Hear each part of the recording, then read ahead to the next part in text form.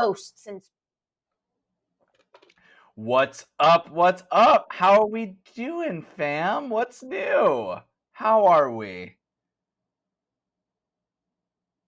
Hi, what's going on? Let me see. What's happening? How are we doing? Hi, Angel Mitsu.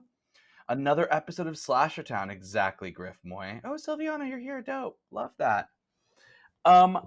How are we going? I just got back from Truly. I was just in the woods this week. Fox, hi.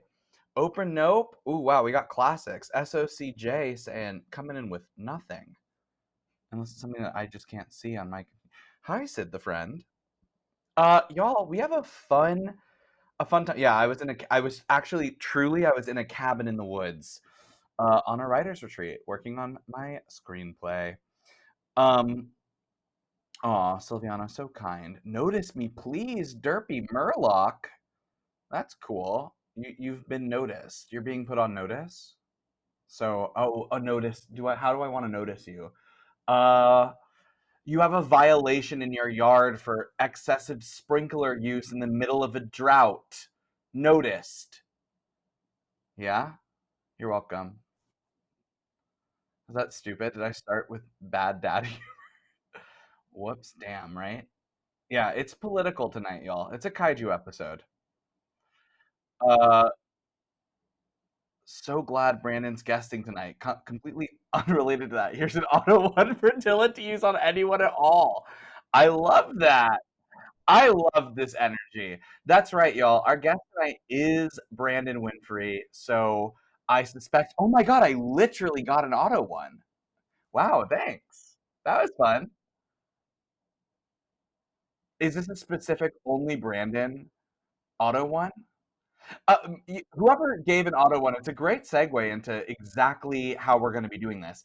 Y'all, you have ways to contribute to Slasher Town, our fun RPG. And if you're just winding up on our page, hi, welcome. We're Slasher Town. Every week we chronicle a different horror movie, and tonight we're doing not a horror movie. We're doing sorry, tonight we're doing just like kaijus in general. With some things just peppered in. Y'all, it's going to be a blast, but there are ways that you can contribute to Slasher Town. You can add a die. We work off the Tales from the Loop system, sort of like a riff off of that. So our guests roll a certain amount of dice and a certain amount of six-sided dice, and a 6 is a success. A 1 is a fail, like a crit fail. No ones is just like no fail. Or, I'm sorry, wow. Let me try this whole... forget everything that just came out of my mouth, because I screwed the pooch.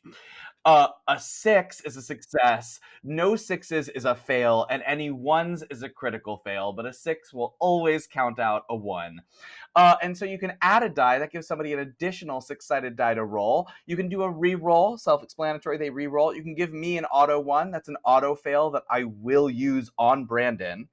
You can do an auto success, which is an automatic success, which if I get, I will not use on Brandon, but you can give one to Brandon. And then you can add my favorite thing, an obsession. You can add a character with a specific obsession who is obsessed with something in pop culture, who will come in as an NPC that very episode.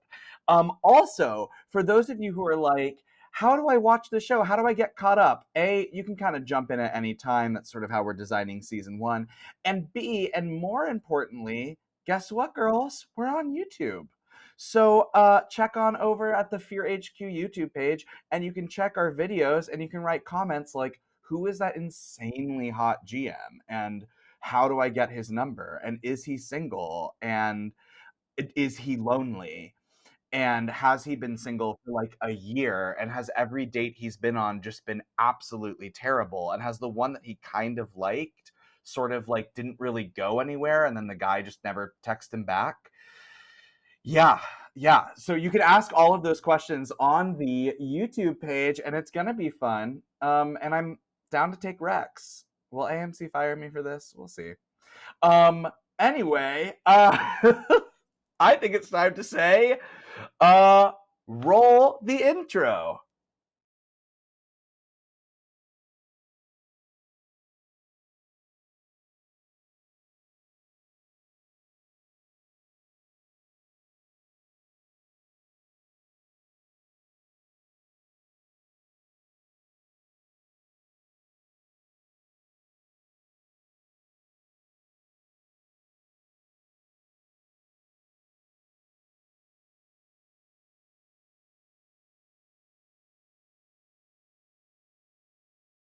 and safe. Slasher Town, we're all expecting you. Expecting you. Wow, that was an amazing voiceover. Who did that? Good job. That was really good. I don't know who Felt that like I was. was That was right there the with you. sound that was playing. I have no idea who that was. Welcome to Slasher Town. You know it. You've probably been there. That small suburban town you're imagining, that's Slasher Town. The place with those kids that ran from those murders, Slasher Town. The man-eating shark and the corrupt mayor, Thomas Slasher Jr., Slasher Town. That spider-like creature called a spinner that briefly became E.T. and then was put into a spaceship by our friends and then disappeared, and the spider transformed into something else, some sort of monster thing, and then it fell into the center of the giant lake, Lake Taurus, leaving our friends absolutely gagged, boots the house down, Slasher Town. Actually, that's where we meet our friends tonight. Minutes after last week's episode, as the creature that we lovingly referred to as Naomi falls straight into the lake. And while their eyes are glued to the spot where it fell, from a small dirt path leading up to the lake comes the sound of Action 1 Slasher Town local news truck, and a couple of cop cars, and a paramedic, and a fire truck. The news truck comes to a screeching halt right by you, by the three of you, as your eyes are just staring straight at that spot where Naomi transformed and fell. And the door slides open. An action news anchor, Maya Merkin, pops out the truck, her windswept hair in her face. She comes up to them with her grubby cameraman behind her, and she's like, "Oh, little kids, little kids. Oh my God, this is just the craziest first day of all time for sure. But man, I am on a roll. Little kids, oh my God. Hi, guys." We're like borderline adults. That's pretty We're condescending. teenagers. I have Yeah. a learner's permit. I'm very smart. Oh, that's that's great. Oh my God, that's great. I'm so sorry. I'm overwhelmed. It is my first day. I'm Maya Merkin with Action 1 Slasher Town News. You kids have become quite popular, so I just wanted to ask you a couple of questions before the other news trucks get here. I just wanted to know, first, you're Jezebel Morrison, right? Jezebel Morrison? Are you talking You're about my mom? Right, I'm so sorry. Jezebel Morrison. Jezebel Morrison's your mom. Is she Hi. okay? Yeah, she's great. We actually wanted to get an exclusive interview with you just for our cameras. She just announced her campaign for mayor. Hazel Morrison. What do you think? She shoves the microphone like into your face, and the cameraman presses closer to you, Hazel Morrison. Well, I think my mom is a very capable candidate, and all of Slasher Town would be in huge remiss if they didn't vote for her. Wow, you heard it here first, Slasher Town. She would be remiss if you didn't vote for her. She is ecstatic. I can sense. I get a sense of the energy. I'm sensing it right on. Wow. And then she turns to you, Penny, and she's like, "Meanwhile, local cheerleader saves small alien after squad is killed in shark attack and is now cheer captain. What do you think, Penny?" I think that cheerleading is a real sport and that I am so glad to be leading it into the future. I have several ideas of how we could integrate algorithmic applications and different ways that we could approach cheerleading from more a mathematical standpoint. And I'm just really excited to pursue my new agenda. And I will tolerate no questions, no feedback, no criticisms, and no comments. That's amazing. We love a public figure who tolerates nothing. Thank you so much for this exclusive interview here first on Slashertown Action 1 News. Not only did we find the first alien, but we also are releasing just exclusive content all the time, like this exclusive interview with Cheerleader. And now, third, last but certainly not least, it is. And then she looks at you, Wyatt, and her eyes sort of kind of glass over, and she's like, is local boy, I'm so sorry. Ooh, what was your name again? Hi, I'm Wyatt, and you're not wrong. I do live nearby, and I do identify as male. So calling me a boy, though a little condescending, is not entirely inaccurate. Wait, and sorry, I'm so sorry. And how did you contribute to this? Um, so I helped get here. On the bike. You I helped rode my them bike get here. here. So so great. Oh, great. You biked. Yeah. And what was your last name? Oh, Wilder. I'm getting a Oh, feeling. and then she like Maya Merkin is just like, oh my god, I'm so sorry. Wow, wow. Oh, you're Leah Wilder's brother. You're Leah Wilder's younger brother, of course. How could I forget? Local town hero Leah Wilder, star of so many things from Slasher Town Private High School. Just all around great guy. And here is his brother who biked. Wow, that was Slasher Town news, and we'll be right back giving you just so many updates of all of the aliens. And then she's like, and we're out. And then she looks at you and she's like, hi, I'm so sorry I got the name of the school wrong. I know it's Slasher Town Prep. It's just my first day. I'm so nervous. Please, but if you want to follow me on Instagram, my handle is at the Merkin. So so thank you guys so much. This was such a great interview. How did that go for y'all? How did It I'm could have been just a so little better.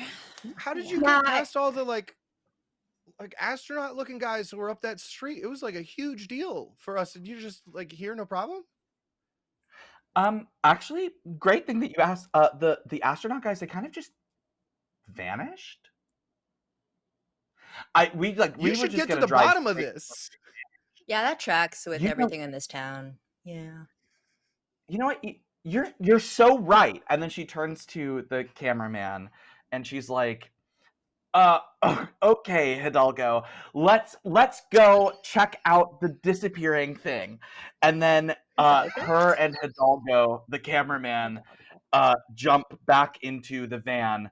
And Hidalgo gives you like he gives you a little grunt. He's like, yeah, he looks at you and he's like, and then as the door to the truck slams closed, and you see the car just sputter away as more cop cars are approaching. And as it speeds away, you see in the distance, not very far in the distance, just like a few feet ahead of you, you see Dirk Crentwood sitting in the back of like a paramedic's van. His legs are sort of dangling off the edge, and his arm is bleeding where he was bit by ET. And there's a paramedic that's just sort of gently bandaging him up. I I know Dirk's right over there, but I cannot skate past this. Was that a horse? Was Yeah, that and it I man just a drove. think horse? so. It drove too, I like think so. with hooves and all, and I don't understand. And Like this town is just like I'll I pull. heard a whinny and Yeah. she responded as if he spoke English to her. Yeah. It was quite interesting. She probably should have picked up another career, which is horse whisperer, but we'll Nice. just. yeah. What was he on? Also, I you pull had a Wyatt brother? to the side. Oh, Yeah, yeah. actually, yeah, I don't even pull you to the side. I just turn to Okay. you and I say, you established communication with an interplanetary species. I need you to take more credit. And a brother?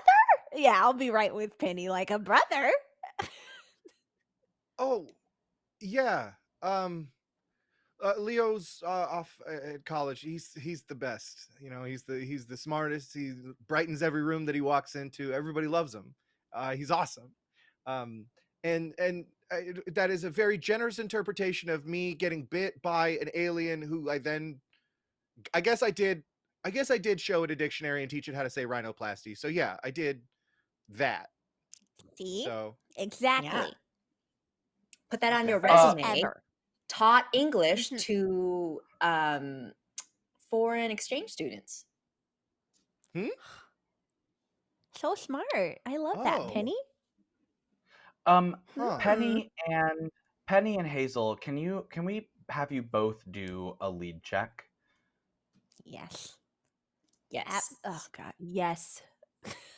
Absolutely. Give me one I- moment.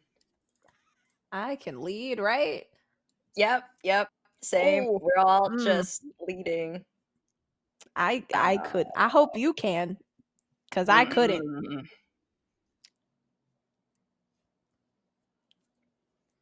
Okay, I'm getting the No, reroll. come I'm doing the on. reroll. That's For rude. Wyatt, I will re-roll that. Okay, I have to try. You Can't you quite might be see leading your roll. Dirk in the distance. He might be just inspired by your confidence. We can't quite see your rolls on the screen there. Yes, I have a Great. So 6 that on this one on my reroll. Yes. Uh, 1, So 6, to catch the audience and up, 5. there was a natural 1 on the first roll. That's what Hazel just re-rolled, and unfortunately, Penny got 2 big ol' 5s. Just There couldn't we quite go. got the 6, Just but we So got we the got- 6. we got the reroll down, and you got the 6. So Hazel, can you describe how your speech affects like the way that you see your speech affect Wyatt? And Wyatt, can you describe just sort of the feeling that you get also after she's done? Well, I will Hmm. describe my intention for my speech. And I'm basically just trying to impress upon all of these amazing things that Wyatt has done, and truly first among our whole planet in some cases. And I want him to use that to build more confidence, not necessarily change who he is, which is a very humble and kind person, but also not to let people walk over him either. So that's what I would like to impress upon Wyatt. So I think you see Wyatt smile as you're saying these nice things about him, and it's sort of like clouds parting in the middle of a rainstorm, where you see just like a few streaks of light overhead. That's sort of the way Wyatt feels, but I think there's another part of his brain that's like, oh, you look too sad. You need to smile. You're making her worry. Don't make her worry. And so he just smiles. Sweet. I'm And like, I think he heard me. as that sweet moment is happening, Penny, you sort of look over and you see Dirk Crentwood, and now he's like sitting in the paramedic van, kicking his feet, and he's like staring at the group, and he's like, from the distance, you just hear him be like, "Hey guys!" I turn Hey, away. Dirk. Penny, don't talk to him. And Penny. He's Penny's He's here. hurt. He got kicked. He got kicked. He has assistance, so we don't need to talk to him. He's gonna talk to us. Guys, hi. I couldn't hear exactly what you were saying, but I did hear a lot of harsh, fast whispering, which makes me think you're really excited to see me. Guys, this is a blast. I had a blast. And he's just like yelling over to you, Penny, and he's like, I had a blast getting bit by ET. Okay, that's great. First of all, I am no longer legally allowed to whisper for whatever reason, and the good for you, Dirkles. Like, hope you're enjoying the ambulance. I hope you have health care. This is Slasher Town. Who am I kidding? Anyways, and she turns to the group. Is he still talking to me? Is he still looking at me? Well, you talk to him. God, you're right. You have to finish the conversation now. And then, If you, yeah, I got this. This really was a great night. I started this just by, and he's like fully shouting. Now there's like the policemen are milling about. Even the paramedic has sort of like stopped what he's doing. And he's like looking at you. Also, I just need to note here that the paramedic that's working on Dirk Crentwood, even though y'all are at a distance, you can tell that he is just like so hot. He's just like whatever you need to imagine, whatever you think is the hottest, that he looks like that for each of you. And Dirk is Oh. like, this sure beats what I was doing before. I was just sitting on my couch watching Godzilla and Pacific Rim on like my kaiju like binging marathon night, and I was feeling lonely, and then you guys just like biked by my window, and I just thought, let me follow them. This seems fun. uh-huh. That's nice. That's nice. Is he still talking to me? Is he still What? looking? Hey, God, hey, Dirk. how do I start these Um, conversations? what do you Just don't want? look back. What, what do you mean? What do friends need to want? Oh God, I, he thinks I we're think friends. I think it's What kind of a important. grown man? I think it's important to want things to like grow as a person. If you don't want for anything, you will eventually starve and die because you won't want like the survival imperative to continue to persist. So like, what's good? Yeah, what's good? Yeah. I would Stand in front of Penny. what's good? I would say that what's good. I would say that the album that was auto downloaded on from U2 onto my iPod in 2012 when I was just like in lower school, that was good. I would say that like dipping an Oreo in mustard is like surprisingly good. And you can see And that the paramedics with that, I also like clearly annoyed. tag both of them, and I'm like, guys, I'm out. We should leave. We should leave while he's listing We things need that to aren't go. good.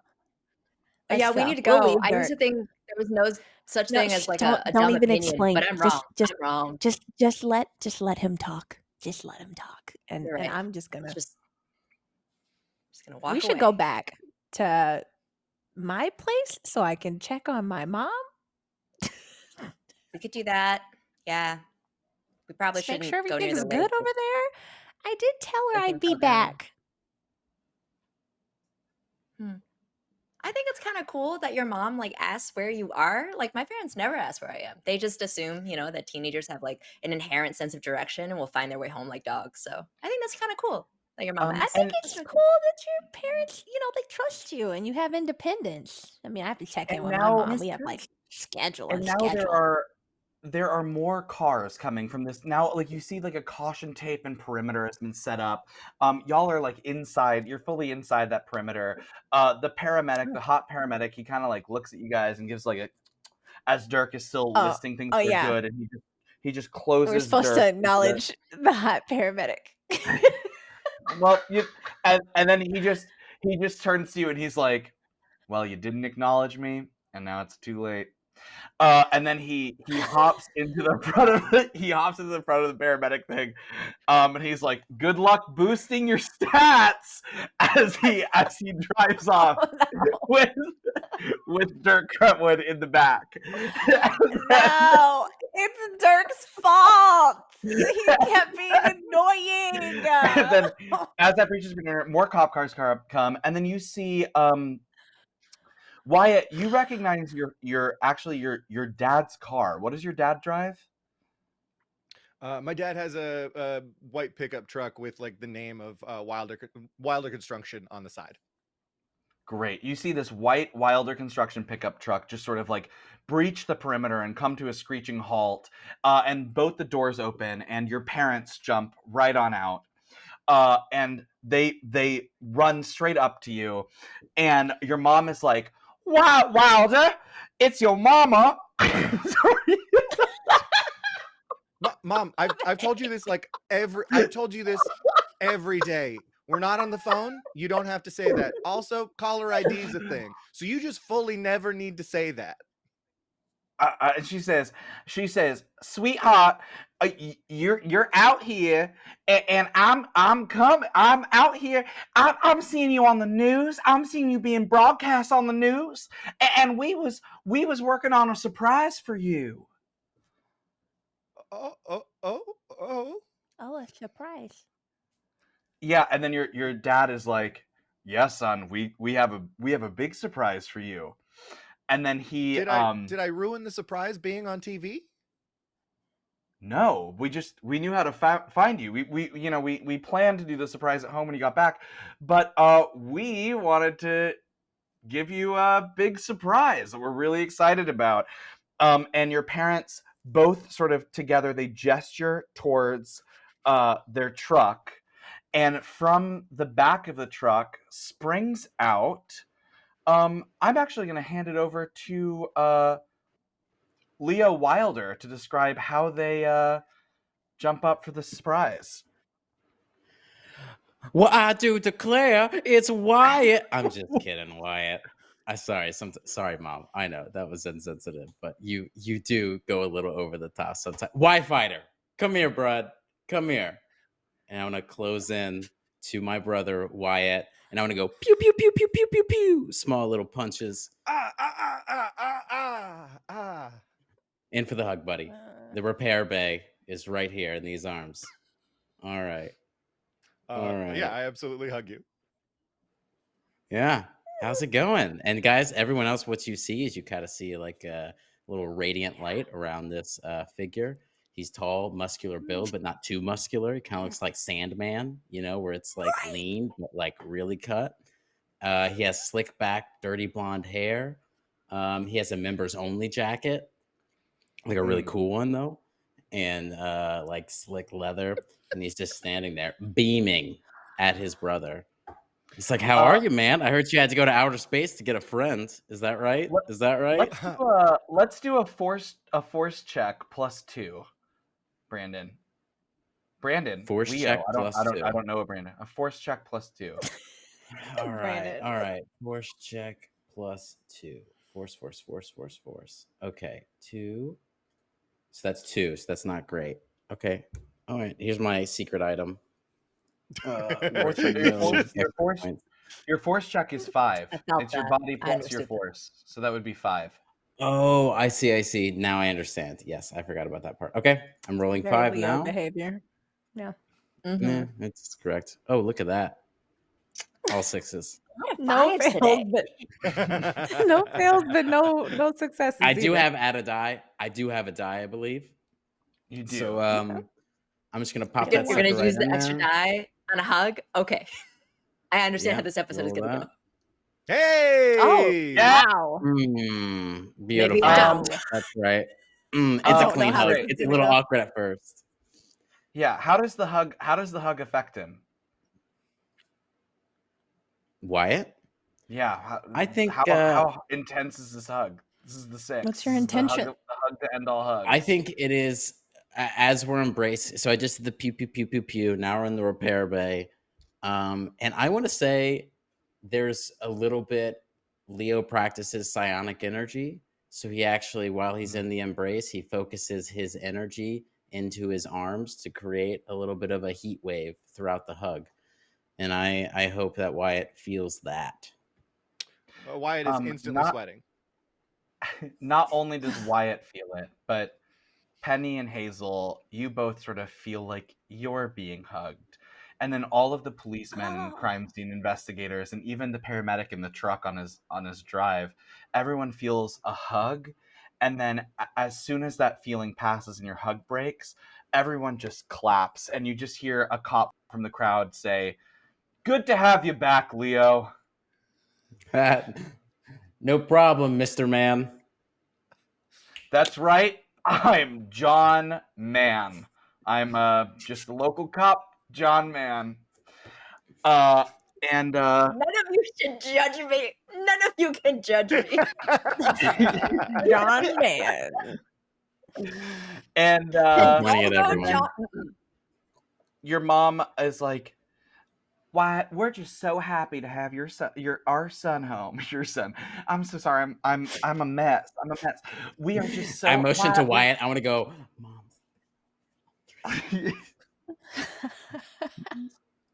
Mom's like, Oh, I love the no. SoCo. When things get a little rough, I put on my denim and I drink my SoCo. And you notice Mm-hmm. her denim shirt, and she rattles a little Southern Comfort in her glass, and she's like, "Now, kids, we was thinking because the son, the greatest son that there ever was, is now home.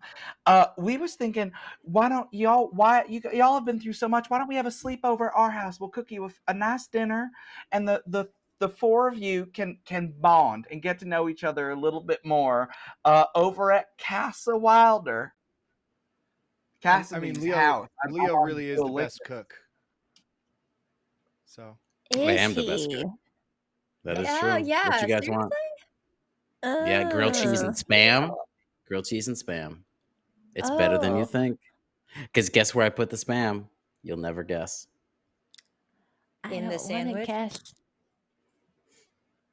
It should be in the sandwich, right, Penny? Right? Where else would you put it? I don't. That's the I don't. surprise. Oh. I turned to I can't Wyatt wait and I'm to like, "Can you get spoil there. it for us? Have you oh had yeah, the no, grilled cheeses?" yeah. One time I asked him for a grilled cheese and ham sandwich. So he gave me a grilled cheese and spam sandwich. It is better than you think. I don't think it's as good as a grilled cheese and ham, which was my initial request, but it's been so many years of doing this bit that I don't think we even get ham at the house anymore to keep the spam bit going. Also, I like a little jalapeno for a little bit of spice. But we don't Yeah, not in the also I'm you don't vegan want it now, in the so spam. I'm vegan, And so while I this do spam. while this conversation is happening, you hear "Eh, eh," and your parents are already in the truck, and your mom leans the car out, and she's like, "Are you kids coming? Or are you gonna walk?" I'll go grab the Razor scooter uh, to bring it I back make over to sure the I have truck. my book and my bike. And well, it's not even my bike, is it? Yeah, I'll just make sure I have my book in my bag with me and I'll hop in the car. I want to help people carry things, so I hold out my Don't arms for don't people to put things don't in. touch me and I'll slide to the side. That's For my that's my Leo. That's my Leo. Always a good Samaritan. Always a good Samaritan. Mm-hmm. Mm-hmm. Um, Yeah. and you Penny takes a spoke of one of the wheels that's really sharp with her just as a weapon in case, and then leaves the rest of the bike. Oh, I like great. that. Um, and you go over to the Wilder household, where the dinner table is set. When you get in, when you walk in, all of you, you've called your parents, and they're chill. They're like, you've been through a lot. We understand. We know all of the things.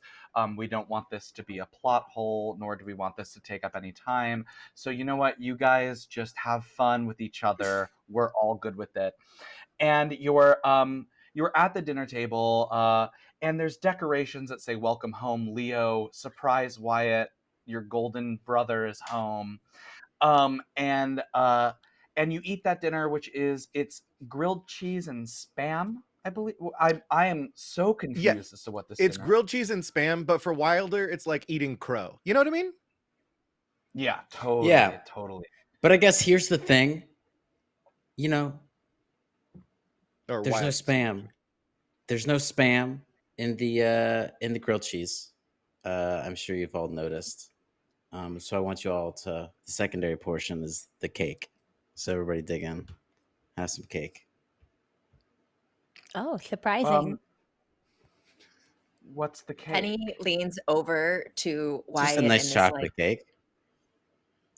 I don't have siblings because I was technically what is known as a test tube baby. Is this what it's like to have siblings?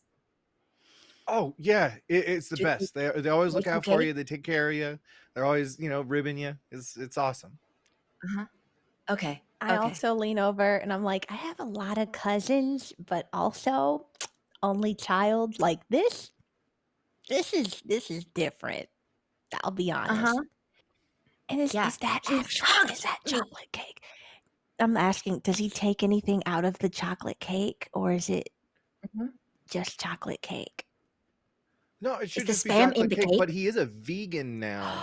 So maybe it's a vegan chocolate cake? That's true. That's true. I'll just say, No. "Oh, thanks so much. I'm not really into chocolate cake, but I appreciate it." And I'll just eat the grilled cheese. I'll eat Hazel's Penny digs piece. in. Yeah. Yeah. Penny just digs Yeah. into her slice and it's just like, wow, I've never had a sibling before. This is something. Something. So, Thank you. Leo, Thank are you. you Yeah. how old are you? Well, I'm 21. I know you probably look. This is probably old hat. You've probably heard about this stuff, but yeah, back in town. Back in town. Decided to take some time off this summer. You know, I went to. I'm at University College right now. I don't like to brag, but yeah, I'm there. Did Full you say ride. University Full of ride. College? Just University College. There's no of Wilder. You see? That's right. Our son, and somehow, like, just in talking about Leo, even though the parents had retired and eaten a quick dinner and said they're gonna do your thing, somehow Mama Wyatt's back in and she's like, "That's our Leo. We're so proud of him for going to University College. You know what they say." And then she's like, "You know what they say." And then she Yes. gives Wyatt a big hug, and she gives Leo a giant hug, and then she's like, "Now y'all have a good night. There's sleeping gear in the Wyatt room," and she leaves. Wow. I'm like, Hazel has like a growing concern for Wyatt in this moment because the mom has like just thrown so many shots. I can't ignore it, but I'll just keep it in my I'll keep it in my head for now. The what? You know, the Wyatt room used to be my second room before he was born. Yeah. That's true. Oh, Oh. Yeah. Did oh. he also come in a test tube and you selected it from a binder the way that my parents did, or was it different? No. I believe I was in the other room when he was conceived. I consider it a really good bonding thing that we have. Yeah, it was on my Oh, they dad's must have birthday. chosen a Right. test Something tube that I then. never needed to know, Okay. but he did share with me when he did the math. Yeah. Uh-huh. It's a Wilder tradition. Okay. Yeah. Wow. Oh my god. Mm. That's Great enough. very interesting. Speaking of parents, actually, Hmm. I'm just gonna go make a call and I wanna go get a phone. Just call my mom. So if I do Yeah. disappear to Leo Wilder, she knows where I am. Yeah. Great. Just please. You I can just go to wanna you Just go in to the call. case. other room. You go to the other room and make a call. Penny, what do you do? Penny has a lot of questions about siblings and how things work when there's two different people in the same house because she just has never encountered this concept. And there was a portion of her life where she was homeschooled, so she wasn't really just exposed to this, you know. And her parents originally were afraid of many things and didn't let her talk to other kids. So, anyways, so she's Mm. just fascinated by the whole thing. She has questions just like, "Huh, okay, who sleeps Yeah. first? Is it an older one or the younger one? Who does this I mean, first? Is it do you guys trade off?" I think it depends. Usually, since I was older than Wilder. I think I'm sorry, Wyatt. Sorry, just go to my last name. My middle name is also Wyatt, so it gets a little confusing. So your But your name is Leo uh, Wyatt Wilder, hmm hmm and then he and then was my named parents, they Wyatt say, Wilder. yeah, they wanted some of me. They said that they liked me so much they were hoping that I would kind of, Wyatt would be kind of a carbon copy. And he's not, but I think that's good. He's unique. He is important. That's what I love about him, is he is just such a unique soul. And Mhm. Yeah, my parents yeah, I also love know. cloning. They have discussed several elements of cloning in relation to myself as a product or possibly an entry point. I'm not really sure, but that's really Wh- cool that like your parents also try to clone you. Huh. And Yeah, I mean, in a Wyatt, little bit roundabout way. during this whole conversation, Wyatt, what are you doing? I am just shoveling cake into my face and nodding along to the conversation very quietly. Great. And then Hazel, we're gonna hop over to you. Hazel, you call your mom from the kitchen phone, and your mom picks up, and she's just like, "Hi, sweetheart." Okay, Mom, the Wilders came to pick us up from the alien space site. Just wanted to check in and Mhm. make sure you were okay. I heard you were running for mayor. I am, sweetheart. I am. I was so inspired by you. And here's the deal. I actually don't have that much. I can't really talk for that long right now because I'm hiring a chief of staff. I've hired a whip. I've hired a social media person who's taking photos of me. I've hired. I think those are actually the only three jobs that you need to win an election. So I've hired. Those are three that I've hired. That's where I'm starting. But honey, I wanted a whip, like to whip the votes up. Sorry, someone is asking me what does a whip do? Like the whip, the it's like a presidential that you whip the Senate votes. I just thought you would need. I actually I watched House of Cards. I know what it's like to run for mayor. An assistant. There we go. That's what I was looking for. Sorry, honey. I'm so busy, and I saw on the news that that something dropped into the lake. I hope somebody figures something out about that soon. I don't want that crushing my campaign. Anyway, sweetheart, mommy loves you very much. Have a good night. Okay, Mom, I'll talk to you later. Night. And Um, I put the phone down knowing that this campaign is going to cut even further into our time. But I'm happy for my mom. So what I want to do is I want to wave Wyatt into the kitchen while Penny's asking her millionth question. And so you Y- both have 10 fingers and 10 toes. Incredible. Yeah, yeah. Well, he almost lost one when he was a kid, but that's a different story. It involved the towel and the tooth fairy. Don't bring it up around him. Oh. Yeah, I'll slink away and not hear that part.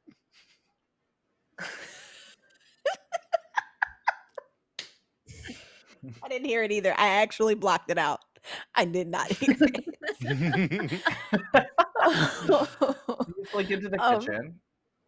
so Hey, did you change your mind about the cake? oh no, I'm great. Thanks for asking. But I just really just need to check in with you because I'd feel so bad if I didn't. Are you okay? Is this normal for you? You see him like look at himself and like wipe the chocolate off of his face and get very, very concerned that he has done something wrong. Not What do no. you mean? I hear all of these things that everyone your own parents, they're just talking to you like you're not important, Wyatt. They're not treating you the way I think you should be treated. Are Oh, you okay? And oh, your brother. no.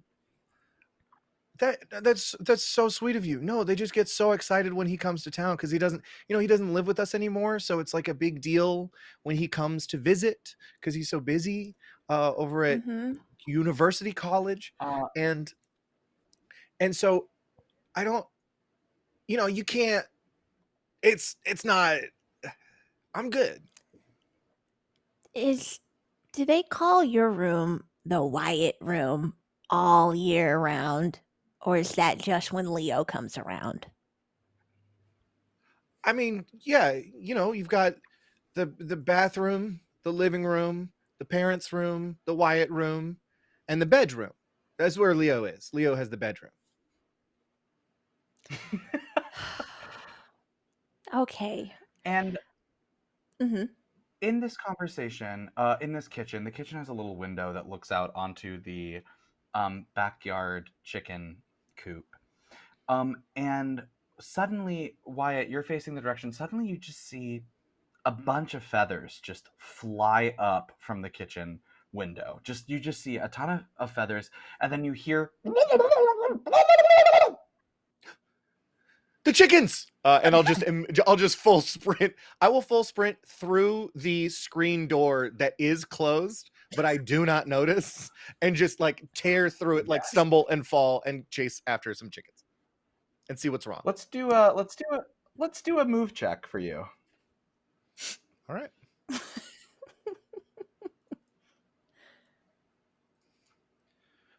Whoa. That is so much nothing. That's an incredible amount of nothing. You do have a reroll. You do have a reroll. Yeah. If you wanna, yeah. I'm content to Reroll fail for speed. this. Great.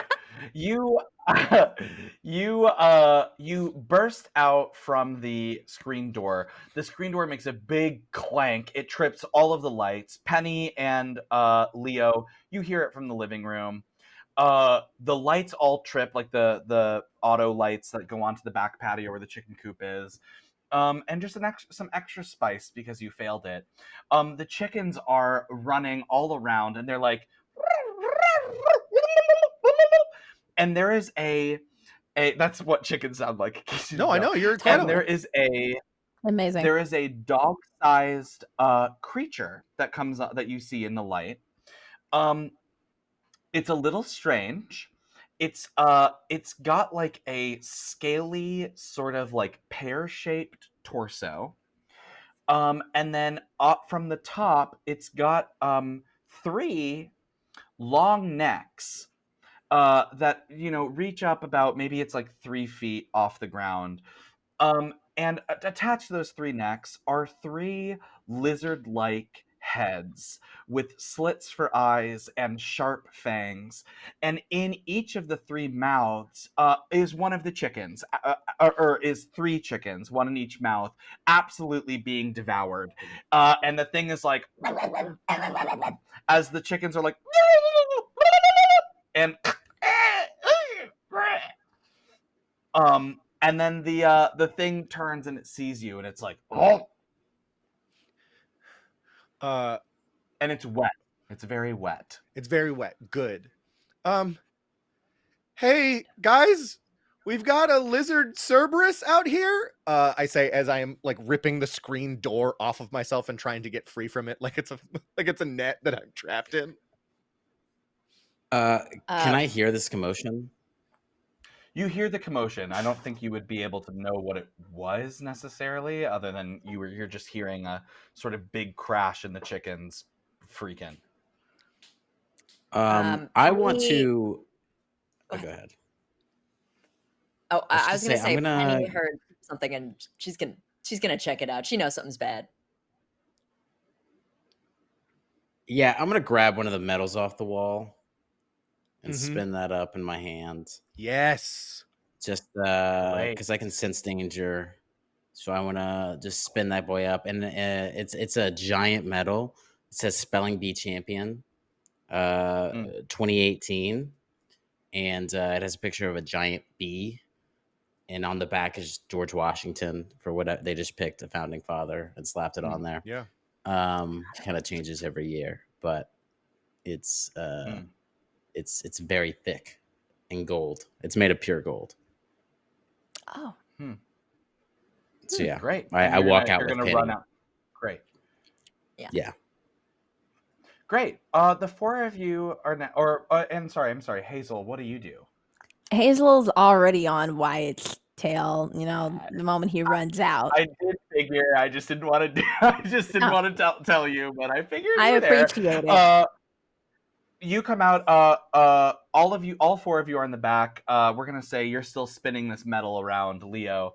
And you all see this creature, this dragon type thing. I mean, I'm saying dragon because it's lizard leg. You kind of assume, and it looks at all of you and it just goes, all 3 heads, and then it pivots and it just darts into the night. It just absolutely is running away down the path, like through the neighborhood. Oh man, what was that? It was really fast, right? Like everyone saw that. It was faster than you would assume, given something with 3 heads. It That's got not any Lacertilia Okay, I've Scour. ever seen. Hmm. It got Okay, him. everyone, we need to scour the area for clues. Okay, scour the area for clues for what that was. We need to identify it, and then we need to eliminate it. All right. I Okay, let, think you get to tell us what to do. I don't know if you know this, but Penny, we've you have the right corner of the coop. Wyatt, check out the dung pit. Hazel, you're in the left corner of the coop. I will take the front two sections of the coop in order to identify. Look for scales, look for teeth, look for dung. That's important. Once we identify the taste of the dung, we'll identify where it is breeding and feeding. Okay? it was And break. as Okay, Wyatt lead walks check, away. Leo. That's a Leo lead check. That's absolutely a lead check. uh-huh. Is a man gonna tell me what to do? Let's find out. Lead Will check. Hazel Okay. listen? All right. Lead check. 5. And look at these big 6s. Oh, Wow. Mhm. Damn it. that's I don't commanding like presence. that for me. Mm. I'm gonna handle describing this one.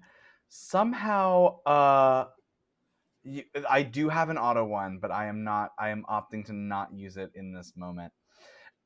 Somehow, y'all, it's something about the reflective way that the metal is like shining in this light that just says champion on it, and it's something about all of that that makes y'all just absolutely pause any sort of hesitation you had about listening to him. And I think you all have this collective thought of like, yeah, we're gonna listen to this guy. I'll just squint my eyes at Leo because I guess I know he's right, but I don't like it. And I'll just turn to Wyatt and I'll say, whatever you think's best, we can do that too. But I'm just gonna go check real quick and then go with Penny to the coop and we'll just take a look. Why not? Great. Mhm. So you're And looking Penny specifically in the in a oh, I was gonna say Penny in a show of dominance takes out the wheel spoke and like spears an egg and then holds it and looks at Leo and is just like, which way did you say we should go? I believe you're in the right back quadrant, Penny. Thank you for your service. Okay, I will do this. And remember, Wyatt, to the shitter. Yeah. And then I'll, as I walk away, just it ate Denise, Hofstetler, and Farkle. And then I'll shuffle over towards the dung pile to look for clues. Great. I feel bad. I feel so bad. And Leo, what do you do after that? After telling them what do you do, Leo? I am going to scour. I think I'm going to try to look at the point where it broke out of the pin, this creature. And I want to just look on the grounds. And I think as I'm scouring the area, I do. I look at these chickens. I know that they meant something to people and my family. I just want to collect their bodies into a little pile and maybe put a little blanket over the top of each of the chickens. Oh, yeah, as you grab one of them, the spine absolutely falls out of the chicken onto the ground. Oh. And then Hazel, let's start with you and Penny. Hazel, let's roll an investigation check for you on this Okay. area of the chicken you're checking. Yes. Why not? Let's look around. Already. Just lots of nothing. The 2 Great. 3s, 4 and a 5. 2 3s, a 4, and a 5. Yep, and that's a whole lot of nothing. You examine these this right quadrant, and it just sort of looks like a little bit of like chicken hay where they live, and they seem fairly fairly undisturbed. Yeah, chicken hay. That's right. Protest. If we can do protest potatoes, we can do chicken hay. Feel that's not as crazy. So normal. Yeah. And then let's actually go to Leo. Leo, can you roll an investigation check for me? And let's do a I would. +1 since everybody's listening to you. Yeah, that's fair. That makes sense. All right, Leo kind of again after looking through the breaks, he's looking for feathers, looking for everything else. I believe It would be a that 5. is 5. 4, 5. Yeah. Okay. Sends it out, really scopes out the area. Oof. Ooh, a fail. Mm. Because it's a crit fail, I'm gonna say that you look out the gate and you don't really see anything. But what you do feel, but you don't see anything, but you do feel something, and what you Mhm. feel is you feel like a sort of a piercing loneliness, right? These aren't your friends. This isn't your community, and you are telling them what to do. And I think, strangely, you look over and you see Hazel and Penny giggling while they're looking over at the chickens, just being friends. And you Mhm. see Wyatt at the heading towards the shitter with a bunch of chickens around him, clearly loved by these chickens, and they all look like they're in mourning. And you just feel increasingly aware of your own loneliness in that moment.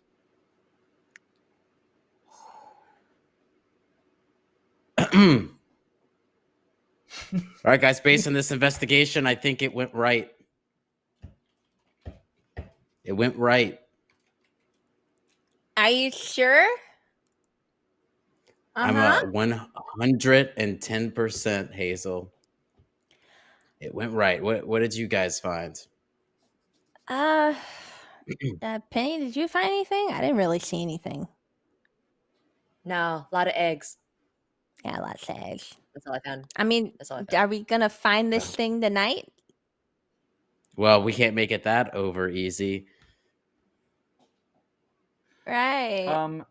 You hear Wow. from Oh, the no. from the manure pile. Let's And, roll Right, before Wyatt. our brains get scrambled.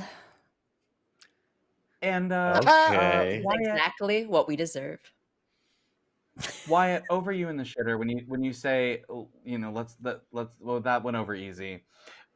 We come to you, and because you're in mourning, Wyatt, what's your highest stat, and how would you like to use that to sort of investigate this manure pile?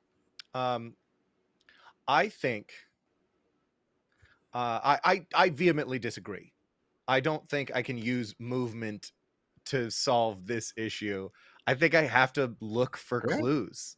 I have to investigate. Do it. So Yeah. I'm just gonna go for it.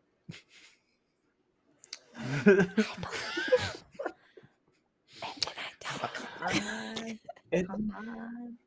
So uh, I'm investigating a pile of chicken manure and like Mhm. shit.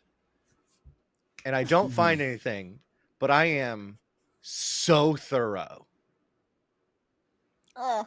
You're so thorough. Y'all find absolutely nothing. I gave you so many possibilities, and they all turned up empty. And there's a hole in the gate. And so what's our move? It's gonna go back to Leo because you're by the hole in the fence. Okay. Let's think about this. Y'all been dealing with you've been dealing with a lot of aliens and things like that, right, crew? Aliens. Right? Yes. A very Monsters. intelligent Okay. Where do they species from outer space. Yeah, Voids of the Night, Tom Cruise. We've had a lot of villains that we needed to deal with, so I don't think we should flatten that into just aliens. That's weird. People are allowed to say I look like Tom Cruise, and I'm like, no, I don't. It's anyways. The point is, I think we need to go back to the basics. Every creature wants to breed and it wants to feed. Let's It rhymes, so identify it's if true. you guys. And when he says every creature wants to breed and it wants to feed, this three-headed dragon creature, it comes bounding back before any of y'all can know it. It picks up another chicken in its mouth, and it just absolutely runs, and then it runs away. It runs back the way that it came. Not Penny's garbage gonna pail, attack And you it. garbage just pail hear, kid. you just hear Penny's absolutely garbage pail kid going. Penny is going to I try and I stop start it. No, I start sprinting. I start sprinting after it. I'll It's follow just- behind them Mm-hmm. as best as I can. I'm not a runner, to be honest. Great. So who else is going? Who's going? Who's running after this? Wyatt really Uh, wants to get the chicken stuff off of his body, but also time is of the essence. So, Stinky Boy running through the streets. Great. I think we all are You running. all, yeah, I think you're all running after this three-headed creature holding a chicken in its mouth. Garbage Pail Kid, to be specific, going. And it's just running through. It's sort of running through backyard neighborhoods, and y'all are chasing after it, sort of at breakneck speed, bursting through, sort of gate after gate after gate. But y'all start running. You start running. And then you sort of stop in your tracks as this chicken, as it releases Garbage Pail Kid from its mouth. And Garbage Pail Kid, the chicken, sort of bounces in your direction. Blood sort of squirting out of it from the place where its teeth, breakneck speed where the teeth were in, or sorry, I'm sorry, blood pouring out from the chicken's body where the teeth were in. And a trail of blood following this three-legged creature, or this three-headed creature, as it runs around the side of a building that you all instantly recognize as a grill of a fish of a whale of a time. Two. Old nemesis. And the chicken looks up at you and it's like, Penny is gonna try to like body slam and tackle this thing. tackle the thing that's running. Yes, just straight like The creature like a that's running. wrestling move. Great. Yeah, it's running a little. It's running pretty. It's a pretty fast thing. So you can do a move roll, but it is a -1. Okay. Move roll -1.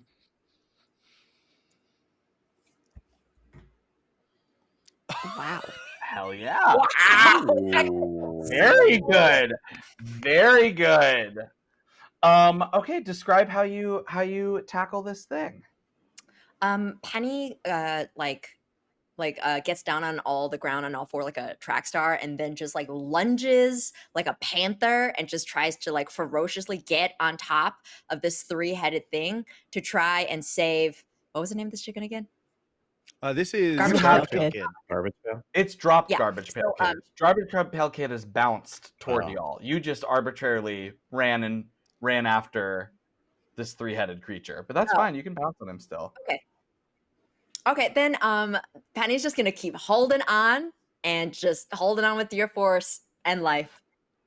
The thing is like all of its three heads are thrashing around as Wyatt, I'm gonna say that while that happens, Garbage Pail Kid sort of lands right at your feet, blood sort of squirting onto the shit on your legs, and it looks out at you and it's like,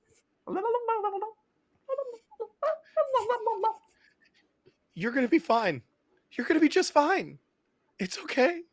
And I will hold Garbage Pail, like I'll scoop Garbage Pail Kid up and slow my pace to try to apply some pressure to the wound, and at the very least provide Garbage Pail Kid some comfort as I watch the light fade from this beautiful chicken's eyes.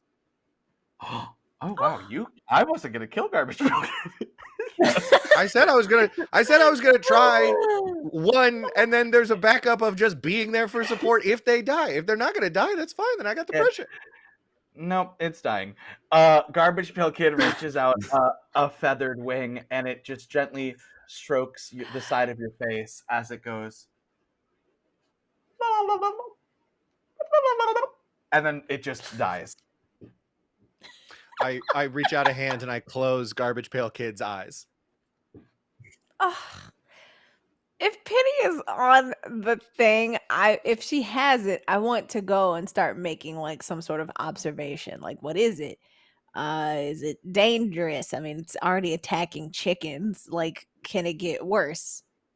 So I want to go study it because that's what I do. Great. Hazel, can you roll a... let's do a calculate check for you. Let's do that. I love it. All right. Please calculate. Please calculate. Here we go. It feels All good. right. Love it. It looks good. Just the Great. one. Yeah. So what do I see if this thing writhing under Penny? What is it? Yeah, the thing is writhing under Penny, but you instantly recognize it now that you're seeing it sort of in the light of this. It's like midnight, so Grill of a Fish Below the time is closed, so their like parking lot light is on, reflecting off of it, and it's enough for you to recognize it immediately from pop culture, which is kind of strange. And you see that it is a miniature Ghidorah from Godzilla. It's a 3-headed thing. You even see that it has tiny wings on it now. And Ghidorah sees you, and one head is looking at you. And because you rolled a 6, what is the expression of like the personality on the middle head's face as it looks at you? When you said that, I immediately thought like, "Hey, I'm walking here." Like it's just slightly, Yeah, just yeah, peeved. for sure. It's like it looks at you, and it's like. Right. And it looks at you like that, and the other head looks at Penny, and then the other head, it looks over at you, Leo, and then all of the mouths open up, and Hazel, you just see like a little ball of heat start to form. It looks like a little ball of fire starting to form in the center of the mouth. Penny, Let that go. What? And What? what does Yeah. Leo do? Leo, what do you do? Are there lobsters around? Is there a lobster tank around? You're outside the restaurant. There is possibly a lobster tank on the inside of the restaurant. Oh no. No. I want, but the fire is starting already, isn't it? Mhm. Okay, so we see the light in its eyes.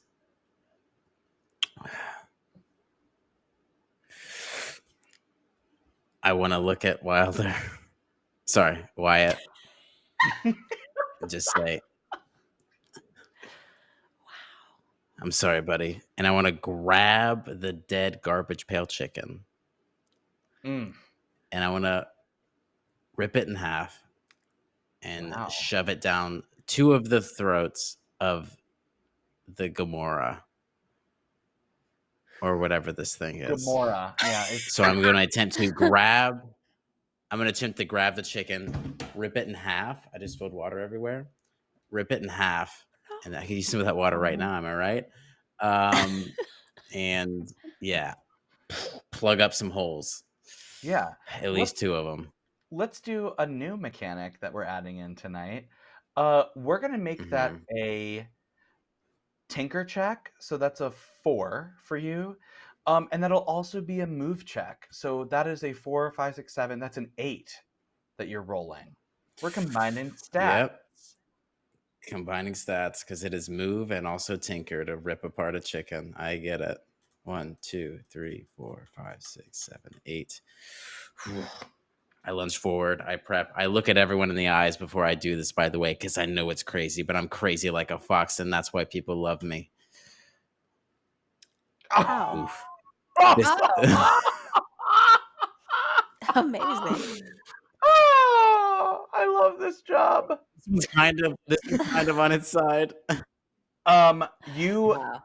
go to rip apart the chicken.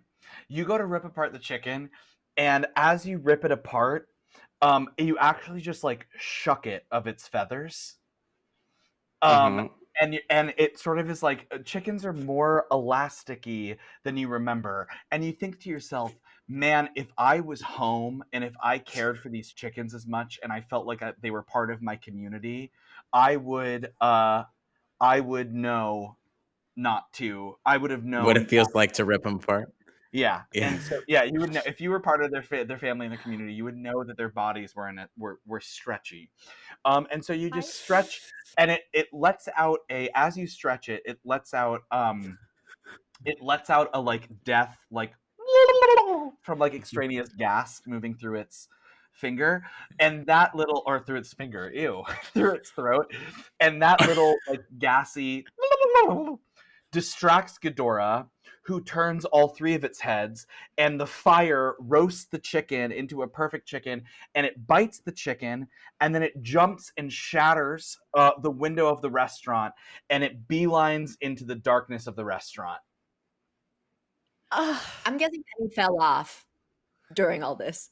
I'm hoping Yeah, since I warned you Penny. backed up. Thank Okay. God. Penny fell off. I'll- Okay. I'll walk over to Leo. Thanks for the save. I was really distracted by the death, and you're the best. I know, man. You just got to keep it together in these situations, okay? You have to Okay. think fast. What did I teach you, huh? Think fast. Aim small, miss small. Yeah, you were really into the Patriot for a while. We should go see what's going on with this three-headed dragon inside. I don't like Okay, Leo, we go and inside. I just make a face. I'm like, ugh. But we go inside if Yeah, we're willing to Penny follow this rolls. creature. Yeah. Oh, Penny's ready to fight. This is Kill the Chicken, so this is personal now. Penny has rolled off of this creature, and so she's like patting herself down, trying to like get rid of the fires that were. And so she's taken out a spoke, and she has her keychain. She's like, "I will find you," and she like kicks open the door of this restaurant. Love it.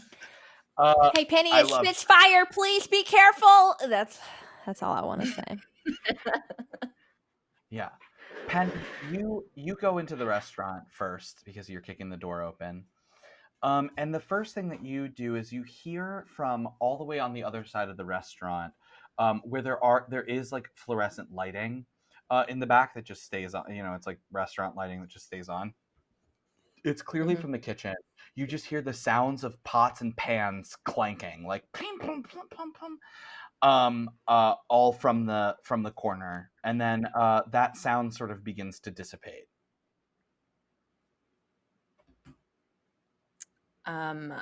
Penny like motions behind her for her friends and Leo to come in, and like tries to Wow. look around to see if there's anything else that could be a weapon, and gets ready to start like is going to like slowly push the door open to the kitchen, I assume, like like the how there's like Yeah, yeah, restaurant yeah. doors. The like, Yeah, yeah. yeah, so she just like slowly is like edging it open. I'll be Great. looking around to make sure that I don't see like signs of it getting around us or something like that. I just want to be observant. Yeah, there's pretty much just one straight shot to the back of the kitchen where the doors are flapping. And Oh God. Penny, because you're taking this initiative and you were the first one in there, what weapon that you might find in a restaurant, I almost said restaurant lobby, but in a restaurant dining hall, might you want to grab? I'll give it to you. Ooh, that's very kind. Um, Penny is going to grab a cast iron pan. We're talking a Yeah, heavy one, great. seasoned, very well seasoned. And she just Mm. like flips it in her hand, and she just get like Buffy did with the steak in the opening of Buffy the Vampire Slayer.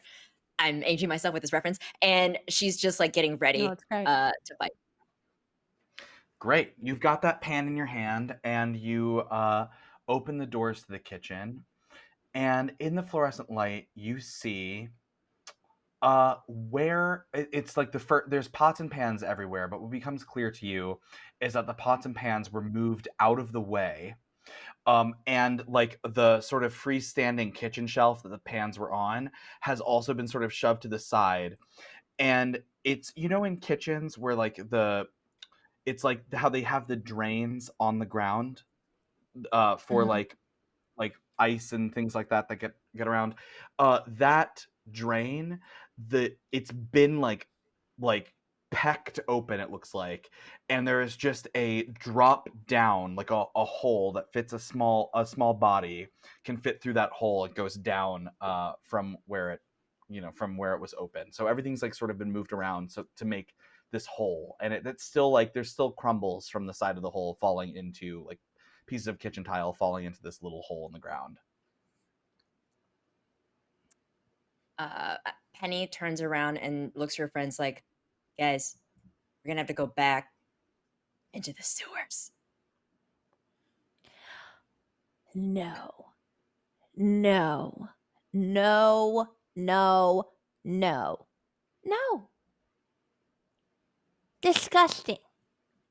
Can't we just let the city handle this sometimes?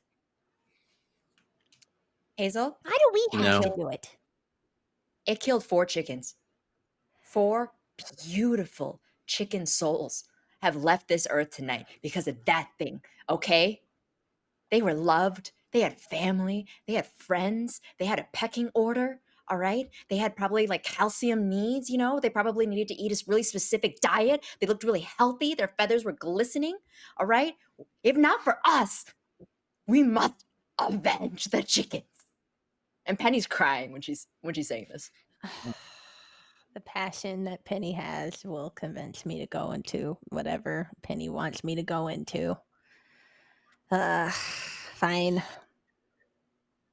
Yeah, we have to do this. I am. Oh, you're still here. Oh, Look, okay. Wyatt. Am I still? I'm actually. And then I go and stand in front of everyone in the front. I think we have to take this thing down. Wyatt, Mom and Dad brought me here because they were worried about you. And now I can see why. But that's okay. You're holding your own out here. I see that. But I know you need my help. And I'm going to give that to you. So we're going to take this thing down together. You, me, and these guys. Can you Can can you you roll a contact check? Can you roll a contact check for me? Yes. That's my hands out, extended. A contact check. Okay. 4 big bucks. How many ad dice do I have? Like 7? Like 7? None. You Everybody have in none. chat loves None. you and loves this character and is very supportive of you getting a Great. bunch of extra dice and rolls. Oh, my Oh, God. hell Ooh. yeah. Didn't even need the extras. Mhm. That was great. You were gonna absolutely not know Hazel and Penny's names if you failed that, but you did succeed. And so when you give that speech, I want you to say, you know what we'll do we'll say that it works so beautifully because you got 2 sixes on a pretty low probability to get that Mhm. now when you are doing something to aid Wyatt, or when Wyatt is doing something that aids you, like if you're working together, sort of the mom rule from last week, you can add a +1 to any stat throughout the game as much as you want whenever you're doing something in tandem with your brother. That's how Great. well that works. And Great. yeah, and Wyatt, how does that make you feel, him saying this to you? As he's saying, like, Mom and Dad were worried about you. I'm here to help. We're going to do this together. I don't think it's difficult to see that Wyatt is deflating. But when Right. he says, and these guys, and I look over and I see my friend Penny and I see the girl of my dreams, Hazel, it does get me, it revitalizes me. So there's a little bit of a smirk. Stands tall, smiles. Okay, let's do this. Mhm. Hey, Great. you know what? I love Three heads aren't as good as 4 heads. And I jump into Okay. the Oh boy. sewer. Okay. Can someone grab a fire extinguisher in case we Yeah. have to hit someone or something on the head? I'll deck Penny out with like a belt of kitchen knives, and we'll grab a we won't grab a fire extinguisher, but we will grab a large. I'm gonna put a large like tablecloth in my backpack just in case we need it. And then Great. yeah, I think that's all I can think of right now. But if you guys have anything, willing to Oh, Yeah, take so I it. use some hand we're in sanitizer the to clean off some of the poop that is covering my body. Mhm. I will pass Wyatt the kitchen napkins, of course, and tons of soap. Tons of soap. Oh, Do this not is. touch your I'm not eyes. even gonna make you. I'm not making you roll for this, but instead I am going to do a very niche reference for this. Um, this is. I want our chat that knows this movie. This is sort of a shot-for-shot recreation of the moment in Pleasantville when Tobey Maguire helps wipe some of the black and white off of the face of the woman in Pleasantville. And Hazel does that with a napkin. She just wipes some of the shit off of the side of your face. And it's like Is it a on your tender, face? loving Is everywhere. moment. Yeah, it was everywhere. It was everywhere. Um, Just paste like this sheer astounding, like the sheer astoundment of my on my face. Like Joan it's Allen. really everywhere. Yeah, Like, whoa. I would love to add that it starts it's like a sweet idea, but it also doesn't smell great. And then Wyatt sees the look on your face, and he just gets that flash of every time you've helped him when he's been injured and how much you have to take care of him. And he'll kind of like take the napkin and pull away and say, "Thank you so much," and then he'll tend to himself. Let's also get him like a clean chef jacket, so he from Yes. like a closet, and he'll just Happy I to. love this. I'll one up it. You also put on a chef hat. You just look like a chef now. Tonight we're having lizard. Did that play? I don't. Let's go. It was great, Yeah, Wyatt. take a I'm flavor. looking for lobster. Can I grab a lobster? Is there lobster In all here? the wrong I knew places. you were coming back for the lobster. When do I ever say I that want to there's not grab a something bag there and when I no want one to asks put for it? some. Yeah, Lobster. I want to stack it up with lobsters. A bag full Great. of Yeah, lobsters. Usually a weekly special, not on the menu. Okay. you have a Mhm. bag full of lobsters. So you got a bag full of lobsters, live lobsters. They are live lobsters. Oh. But their Oh claws yeah, they should are be. in tie. Their claws are tied. You have a bag full of lobsters. We'll say there's like 6 fit in a bag. 17. Oh. And you 6. We're giving you 6. And y'all jump into the sewer. You're all in the sewer. When you get down, you're expecting the sewer tunnel to be dark. But weirdly, it's not dark. Um, there's not a ton of water or like sewage coming down. It's just sort of like a thin. I'm done with poop for the night. So it's just like a thin line going down in a circle. It's just like a thin, maybe like half an inch of sewage going down. This is a sewer drain that's not used very often or doesn't connect to very much. But the reason, no, I'm No. I'm not that done with poop. And it's just a little bit of sewage. And there is a Okay. the reason why it's not dark is because it's glowing neon green. Ooh, let me change my lights. It's glowing neon green in the back. It's going neon green in a small like thread that leads all the way down this massive sewer pipe that y'all are in. It's the sewer pipes, like if you reached your hands up, you could touch the top. It's about maybe like 9 feet total. And And along the side, like on the ledge where there isn't sewage, you see little green neon footprints that y'all just immediately connect belong to this lizard. And those green sewage, it's that sewage and the green footprints leading all the way down down this sewer thing as far as you can see. It's like your eye can't see as far down as it goes because it does like fade into dark. Yep. I'm not Well. in the front. Penny's definitely in the front.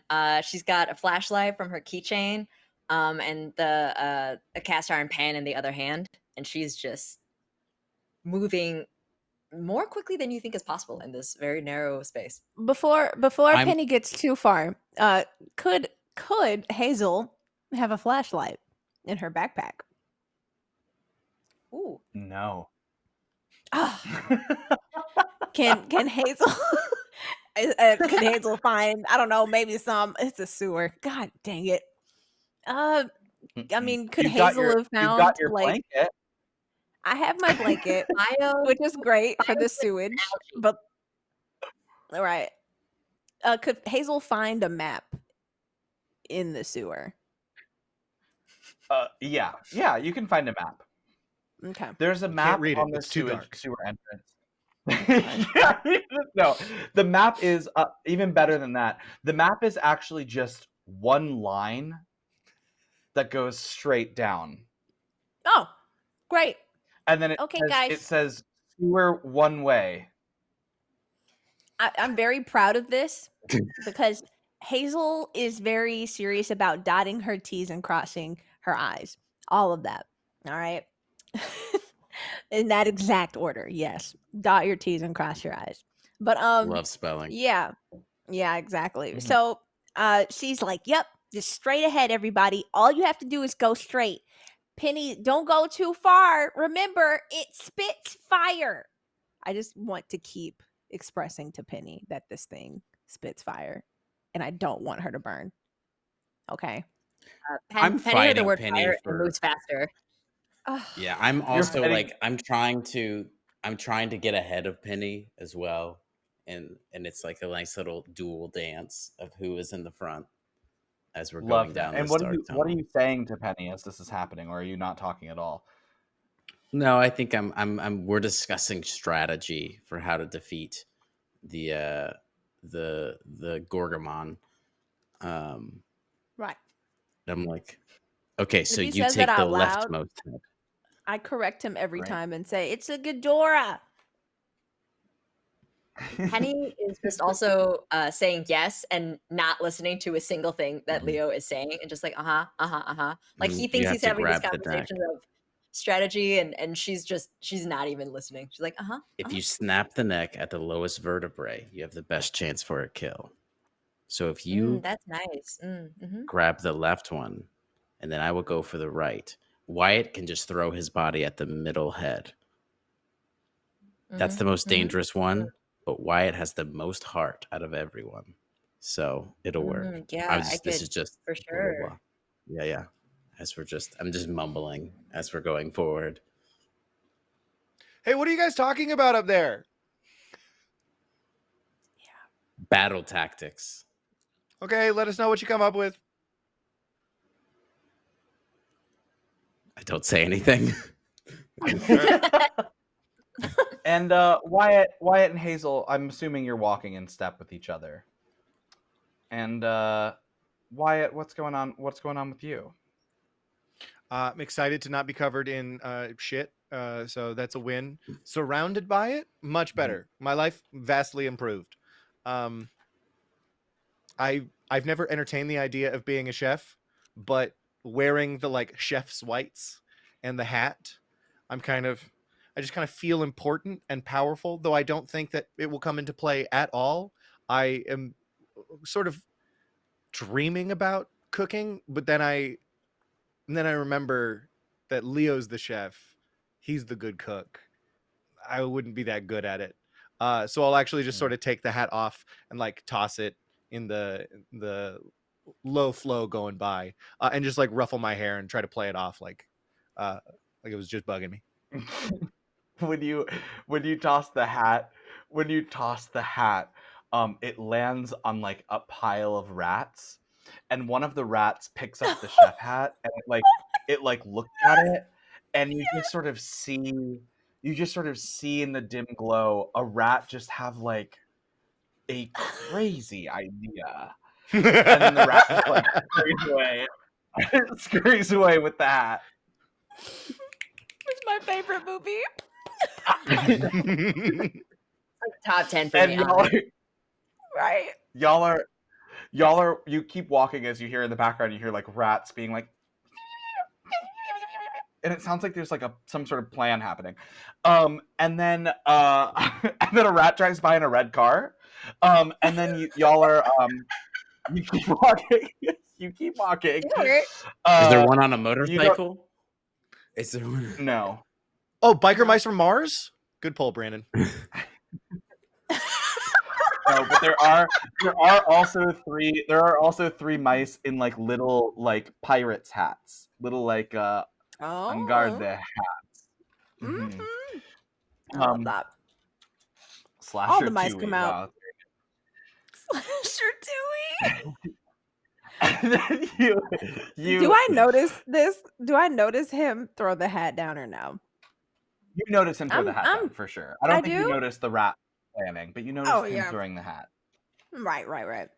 If I notice him throw his hat down, I mean, I'll be like busy checking my stuff, making sure that, everything's good and peering out. But I'll say, "Oh, that look good on you."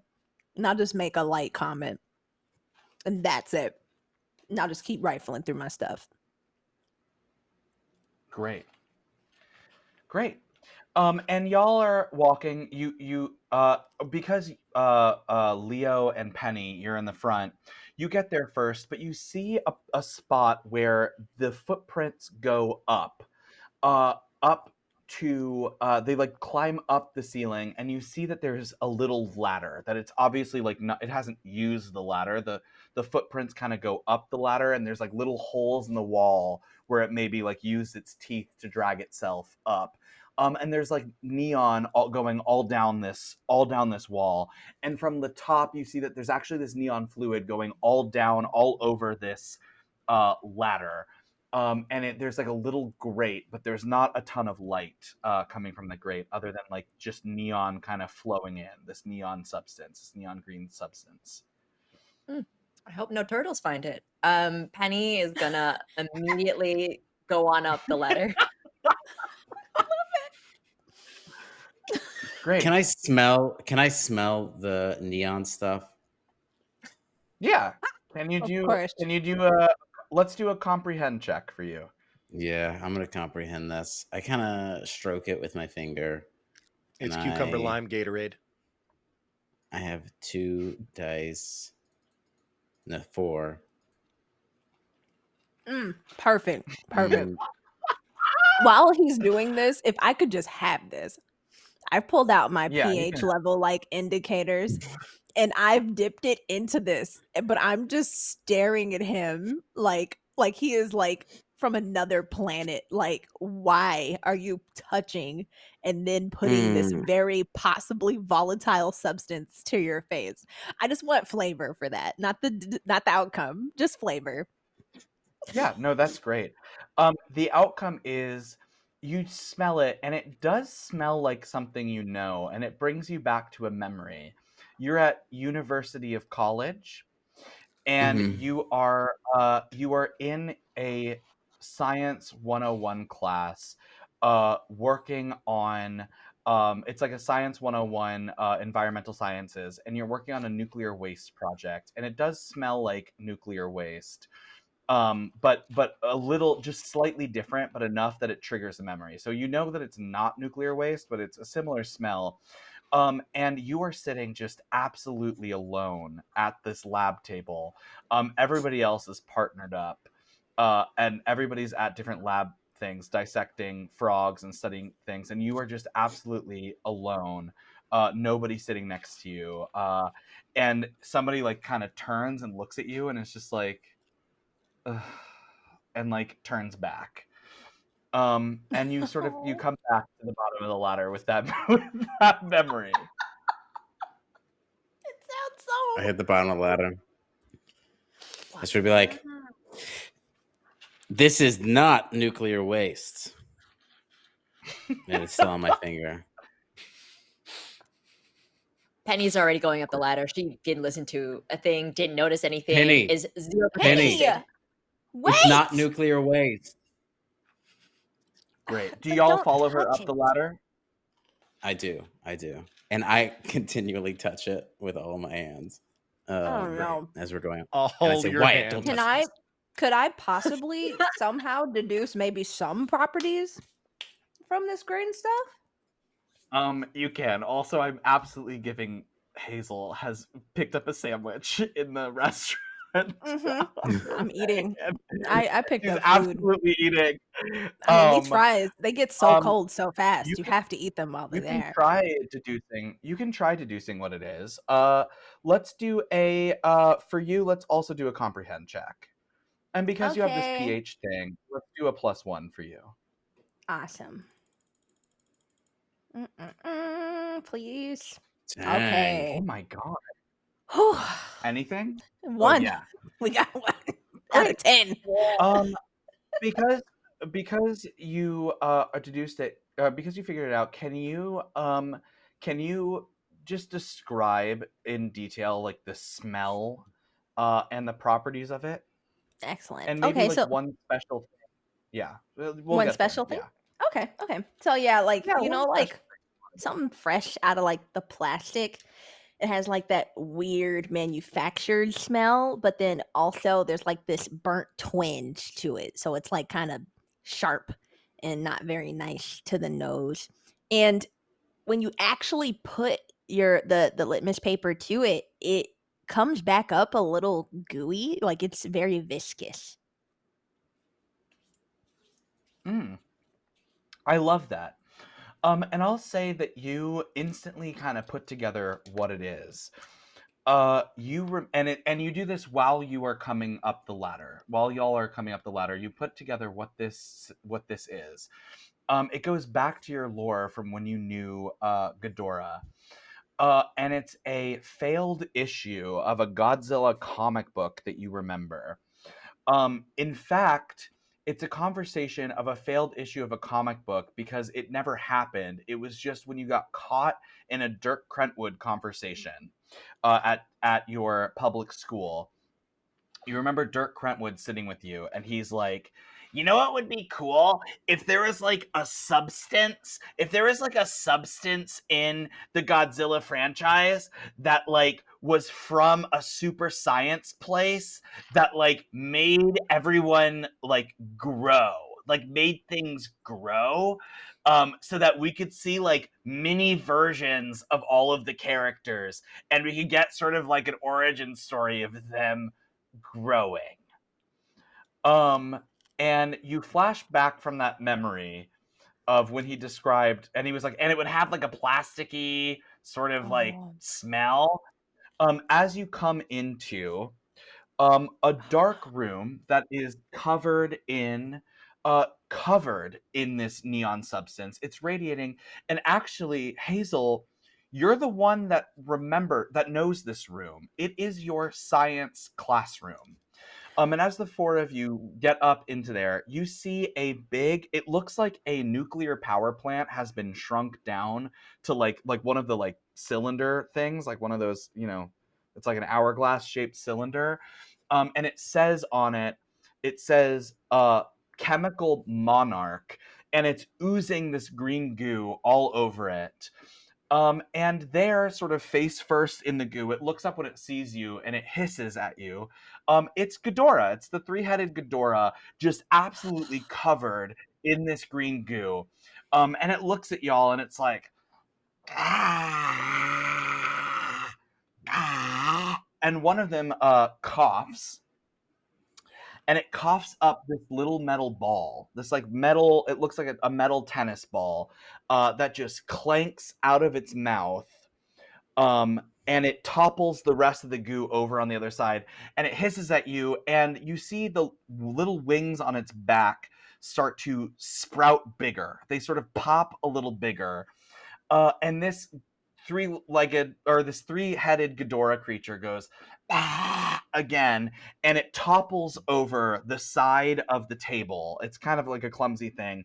And one of its heads gets a little bit larger. So it used to be like 3 feet when you saw it. Now it pops up to about 5 feet, and it clambers its way out the door, hitting the light switch on the way out, and all of the lights in this classroom instantly turn on.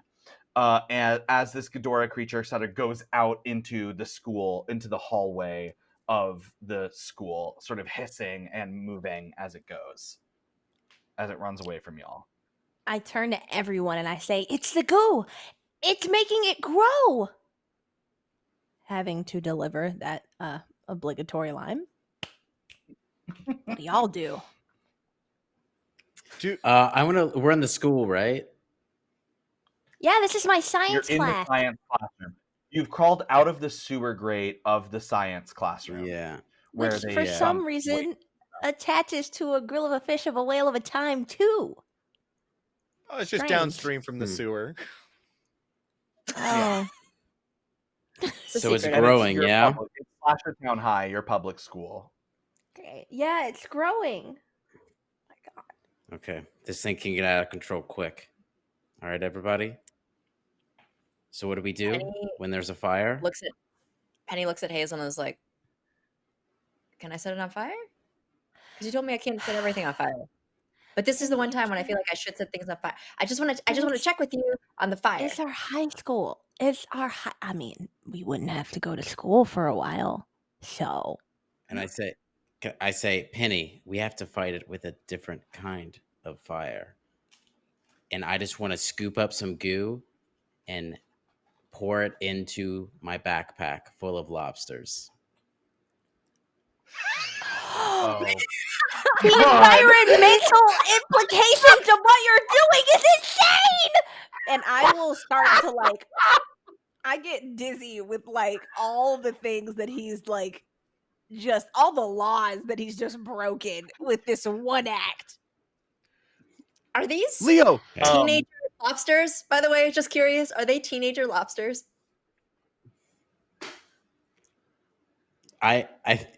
Yes, they're very rude to their parents, so we can only assume that they are teenagers. So we're talking Yeah. teenage lobsters that have been exposed to green nuclear goo. Hmm. And there's a secret to the ooze that we're not quite sure of Teenage yet. Mutant Giant Lobsters. Yeah. I'm gonna call over to Leo. Leo, oh my God, you're brilliant! Jumbo lobsters. That's always the answer. And then I'll help you scoop some goop in. Yeah, that's not on the menu at Grill of a Fish Whale of a Time too, is it? So you're scooping the goo in the lobsters. Hazel, what are you doing?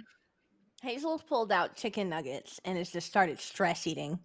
But I peek outside of the door to see where Ghidorah has gone while they are just slopping goo on these lobsters, crushing us. Hopefully not in the next few minutes. And Penny, what are you up to? Penny has she has smeared a little bit of the goo on her face, almost like camouflage, and she is walking out to the hallways, and she's like, "Here, little creature. Here, little lizard." Wow. And yeah, so Hazel, you peer out the door, and as you do, you sort of kick the metal tennis ball looking thing that came out of Ghidorah's mouth. You kick it, and it sort of bounces down the hallway a little bit and lands in a corner down the hallway where there is now this nuclear waste stuff, or this chemical monarch has smeared across the wall. And Penny, the metal ball sort of crosses between your legs because you're a bit further down the hall, and you're seeing this goo everywhere. And you're hearing down, you see the goo where it turns. And you see along the edge of this hallway, you see just a giant scratch mark, and the lockers are all dented and burst through. It's something that is instantly You know it was not capable of doing that when this thing was 3 feet, but somehow it's big enough now that it has just shredded the middle of the lockers just by turning. The lobster, yeah. I'll go for the metal ball to see what the heck it might be. If Penny's ahead of me. I'm actually gonna call Penny back. Yeah, Penny could Oh, probably great, kick that ball Wyatt. back to you too, and then we'll also heed Wyatt's call. to What? return. Now we're Penny, I scared. need you. Now we're scared. Okay. Penny, you're the only one who has such a deep connection to animals. You can get the lobsters on our side. You can give them their target. You can lead this fight. This is your army, and you are their general. You got this, Penny. And then, like, open the bag to see, like, these goo-covered lobsters just, like, clawing up towards you. Okay. Penny sets down her weapons and like stares at the lobsters and like holds its little pincer claws and like immediately tries to like empathize and create a connection with these creatures. Oh, let's do an empathize check, Penny. Fudge. Okay, empathize. She literally Yeah, you says can't empathize. be surprised when you use the word in your Use the description. word, right? And you have an added die. I'm gonna If you want to reroll. add a die. Wait, I'm gonna add a die. Okay. Oh, Great. Yes. Okay. And great. Describe this connection you have now to the lobsters. Penny digs deep into her soul and she reaches the part of her consciousness that once belonged to all creatures. Pre in the womb, when we were all part of a collective of a greater spirit, some might say, a consciousness that we haven't really understood by science. And she's able to pull from that, and she's able to see deep inside these lobsters' heads, and she can see their entire lives and how they were taken from a beautiful ocean where there was lots of gross, disgusting things that they could like put into their mouths, and they were trapped, and they were very scared, and they were put into a tank, and they were forced to watch as what their friends were eaten one by one. And so they're mad, they're angry, they've got a lot of like trauma there, and Penny holds all of that together and shares a great love and is just like, I have a way that you can take out all of your anger. Follow me. We will get this thing together. And the lobster looks at you. One of the lobsters at the top of the pile looks at you, and its little antennas are like, it's like curled up in a ball. It's like curled up in a little like lobster ball. So its tail is sort of like this way facing you. And it looks at you, and I think you get a sense that it is absolutely smiling.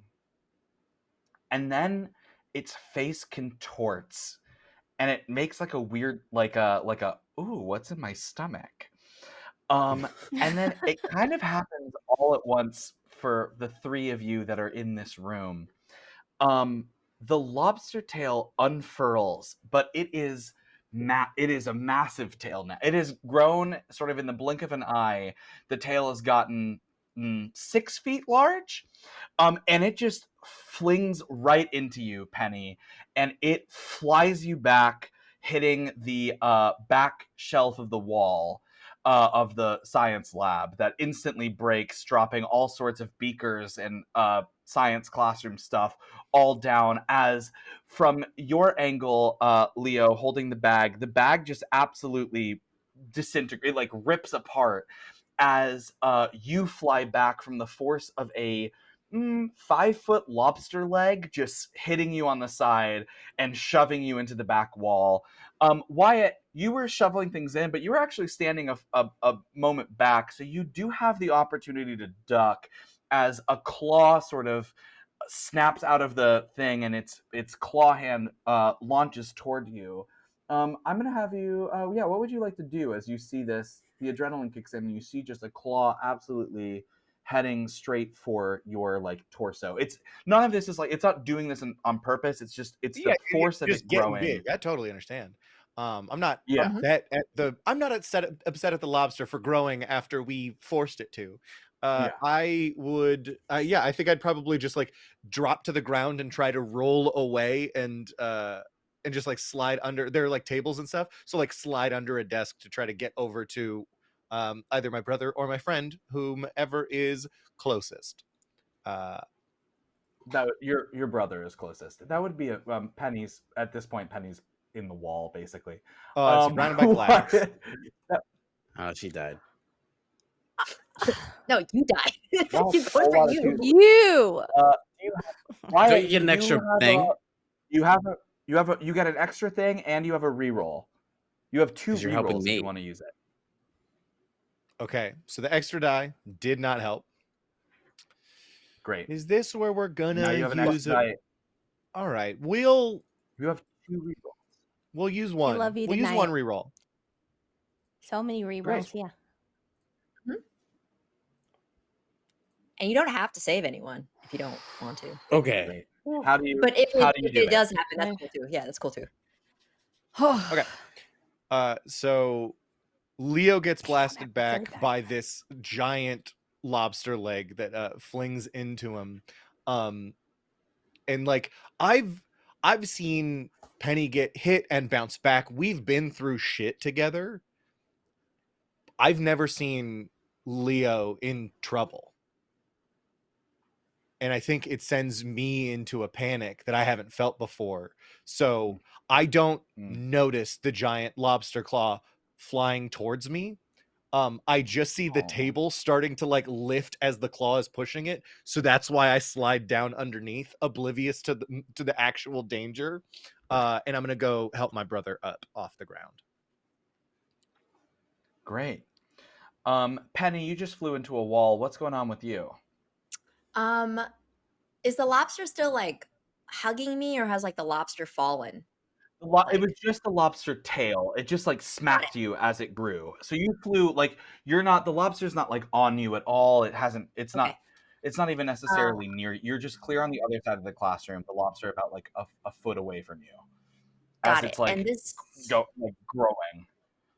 Okay, I'm gonna ask a leading question. Is the lobster big enough for me to ride it? Yes, that is the correct question. Yes. Lobster is big enough for you to ride it. Perfect. Because I have some kitchen twine, and I'm gonna fashion.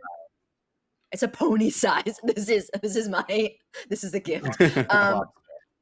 I have kitchen twine, and I'm gonna make like a makeshift saddle, and I'm gonna just like try to lasso it over the lobster so I can ride it. Great. Let's do a tinker and move check. Combine those stats. Okay. So I have 5 for tech, 2 for tinker, so that's 7. And then also what other stat? Move. Move stat. I have 0 for move, a 3 for body, so I think it's 0 added, right? So this is just 7. Tinker. Yep. Yep. And if this doesn't work, we're canceling the show. I know, right? If this doesn't I work, said- then we have failed. Literally. Oh wait. Oh. And add well, that's perfect. Wonderful. All right, describe it. How do you do it?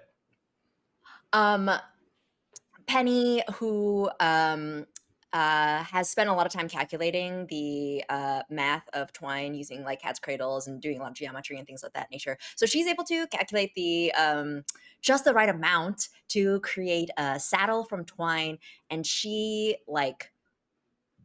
and then the top of it, she's just like she like makes a lasso out of twine, lassos the head of the lobster as she leaps up and jumps on it, putting the saddle on there, and she is riding the lobster. Like she like pulls it up ever so slightly. Remember, she's still lobster, so she has one cast iron pan up, and she's got a lobster, and she's riding it. Great. And because you rolled 2 6s and it was a good stat, and I want this to be even more exciting than it already is, what do you say to Wyatt and Leo when you write it as Wyatt is saving Leo from being smacked from that claw anymore or that leg anymore. I look at them and I'm like, get on a lobster. We've got to go. And she throws twine at them. And as you do that, the lobsters grow again. They double in size again, but you manage to stay on it. And now they're 12 feet. And as you do that, all of the lobsters, y'all are safe. You're in a pocket, but it absolutely obliterates the classroom. It's like one collective burst. And now we're going to hop over to Hazel.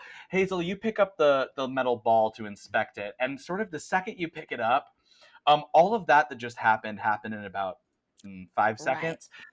So as you pick it up, just from behind you down the hall, you just see like dust and an explosion and like vaguely a flash of like lobster red. And you hear like everyone get on a lobster. And from in front of you, you can't quite see because the hallway turned from where Ghidorah went, but you hear a massive crash and you hear a very loud echoed 3 times. You're still holding the ball. I say, guys, we've got company. And if things are like crashing around me, like quite literally, I mean, I can assume they're crashing around me, right? Or is it just they're down the crashing hall? in front of you. You're safe. Like you don't need to duck out of the way of Okay. rubble. But there is Lit. sort of like a dust cloud that's come in front of you, and there's also a dust cloud behind you, and you are like in between. Is there anywhere to run? You're caught between a rock lobster and a Got it. hard Ghidorah. A hard Ghidorah. Great. I'm like, guys, a little help. And do I see anything on this ball that I've picked up? You know what I'm gonna say. Calculate check.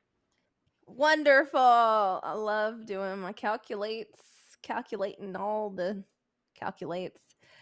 Let's do it. Oh, well. Ooh, do you have anything? Nope. No, I don't think I do. I look at it and I just see dust, clearly. The dust gets in my eyes probably. And I tried to look at it, but I just couldn't get a good one. And I'm just like, guys, help. What you And see, yeah. because you failed, what you don't see anything actually, but from touching it, from like fiddling around with it, a voice comes out that just says, in order to activate, charge necessary. Oh, and that just kind of throws me for a loop. If I can now, my only like goal is to get back to these guys and show them what I have. Great. And not die. Yeah. Great. So you're running back into the class, Yeah, to see what happened to them. You're just running into dust at this point. You're running into like a okay. cloud of like rubble. I don't have any water, but I do use the blanket as a hood. I know it won't help me see, but it'll keep. That's great. Yeah. I'll just throw it over me. What color is it? What It's color just is a this white tablecloth. Yeah. Yeah. Okay, great. Y'all are so Penny's on a lobster. The sky is now above you. Right? You've busted the wall. The walls have come crumbling down. You're just sort of like in the night air riding a lobster. 3 lobsters have already sort of started crawling away. Like straight down to a parking lot where there's a bunch of cars. So 3 are away. Penny's on one. That leaves 2 lobsters sort of left kind of fumbling around. Wyatt, what are you doing? I grab my brother's hand and lift him like up back to his feet. And before that happens, there's a moment where everything explodes, and falling at my feet as I'm disoriented. It's kind of like Saving Private Ryan. I look on the ground and I see that my little shrine that the high school had to all my spelling bee championships has Uh-huh. like collapsed and exploded on the ground in front of me, and I just see pictures of me smiling with everyone and more trophies, and it says, and then I see the yearbook where it says most likely to be successful, but it's in all caps because everyone knows I'm really good at Wow. spelling. Um, and I just like, and then and I feel someone pull me out of this kind of catatonic state, and it's Wyatt. Great. Great. And I get up and now continue, Wyatt. Hey, I don't really get giant lobsters. Sure, great idea. We need to find Hazel. Yeah. Hazel, and I'll start calling out for Hazel.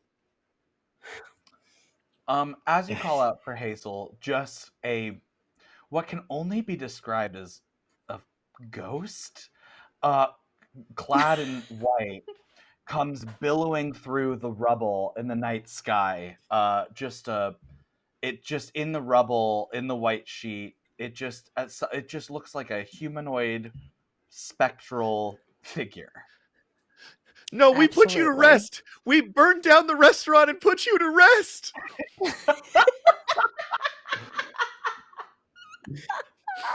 I just want to go a ghost. Nice. I don't know if I see them, but totally going full Moon Knight, like hood, everything wrapped up, just running through the smoke. I've got this ball close to my chest, and I see all these lobsters. I'm like, Penny, Wyatt's brother. Nice. Leo Wyatt. Leo Wyatt. Yeah, that's true. Can I communicate with the lobster to like take one of its claws and sweep up these people and throw it on the back with me? Oh, Sure. Because it's a little hard, I'm gonna -1 because that's a big ask. But Okay. let's do a I guess let's do an empathize check again. Empathize check for you -1. To be crushed Okay. by Penny with a lobster. Such an honor. It's gonna be great. Oh, thank God. Thank God. I have a reroll, right? Right? You do Yes. have a reroll. I'm gonna reroll. I'm gonna roll my 2d6. Yes. Wow. Ooh. So Penny is just going to whistle, which I can't do, but Penny can. And the lobster is gonna just like sweep using its giant claw with no rubber band and just like throw all three of these people onto my back. And I'm like, hold on, as Penny charges forward with the cast iron in hand. And as you do that, you put them on the back, and Hazel, you're still holding on to this metal ball, and y'all are on this back. Leo, you're still holding on to your PTSD of spelling bee woes, and Wyatt, you're just good old fashioned holding on.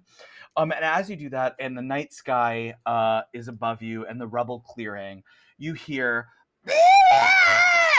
and you are lit up suddenly. All of you are lit up orange as 3 beams of fire just absolutely shoot straight up into the sky above you. And you see the source of that fire as 3 giant Ghidorah heads reach out, and one of them looks at you, like it looks at you, and it cocks its head, and it's like, and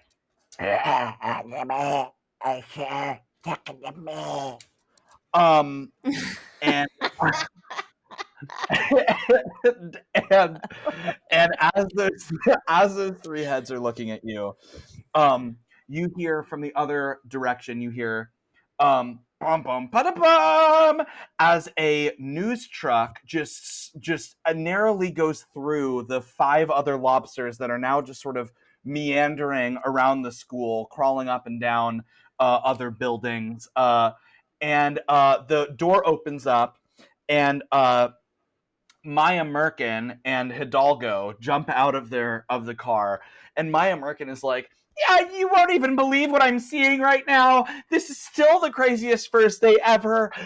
She's fully in her pajamas. She's like, "I was just woken up from the studio.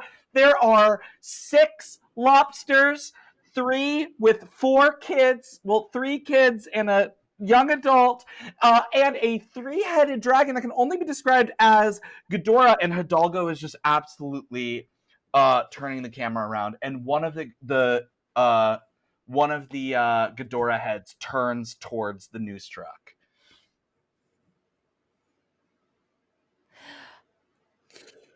Penny! It's gonna destroy that truck! Which is bad, right? Because we believe in free media. Sorry. Okay. And Penny Okay, is where are gonna, we? So we're. Go um, ahead. Penny's gonna try to and try to move the lobster so it can try to save what it can and move towards the 3-headed Ghidorah. Great, save what it can, as in, wait, you're moving the lobster towards this Ghidorah? Yes, and seeing, because the it's like Ghidorah, the media people, and us, right? Yeah, So it's like a theoretically, it triangle. should be able So to. it's Yeah. a triangle where, So if it's an isosceles triangle, what's the one where the sides aren't equal? Oh, just a Yeah. regular right angle, or Capitalism. Yeah. Okay, if it's like a right angle triangle, furthest away from, I have a BFA in acting. Furthest away from you is Ghidorah. He is scalene, sure. He is about 25 feet tall and 3 heads reaching out and massive wingspan. And then to your left is the news truck, and then you're on about a 12-foot long, maybe 8 feet high lobster. got it. And then there's also 5 other lobsters, right? Mm-hmm. But they're Okay. meandering. Actually, They're they've sort of taken off and are meandering. okay. Would it be possible for me to command the other lobsters and have one of them save Hidalgo and maybe the other, media person as well? That's too far of a stretch, unfortunately. Fair Hold enough. on. What if one of us gets on that lobster and we ride it individually? You can absolutely try to do that. before Yeah, they we do gotta. that, I say. before they Okay. do this Super Sentai lobster maneuver, I turn to Wyatt and I'll say, "I found this," and I'll say, "It said it needs to charge. I think I can get some power source in back at the school, or maybe they'll have something on the truck." But I just wanted to make that known before whatever happens next happens. And as you do that, it says again, it's like, in order to power, charge required. That I don't even know what it is. And I'll just show it to Okay. Wyatt. Yeah. It's a ball maybe used for HDR mapping, like the old school way where you take photos of the silver cylinder or the silver sphere, and then you get a perfect image of the lighting around it, and then you can use that to create a 3D rendered scene. But probably not, because those don't use a charge. Those just require light. But in the van, there might be a big battery pack for a camera or something that we can use, or the satellite so that they can beam the signal out. So come with me if you want to turn on this board. Yeah, absolutely. And I'll tighten up my tablecloth. Great. And we'll make it happen. So Wyatt, can you say the plan for me plainly? You're going to jump off of this lobster to get on another lobster to save them Correct. from the van, and then use Correct. the van to charge the thing. Okay. Yes. Fair. I would like to use every skill I have. Yeah, you will. Sweetheart, you will be.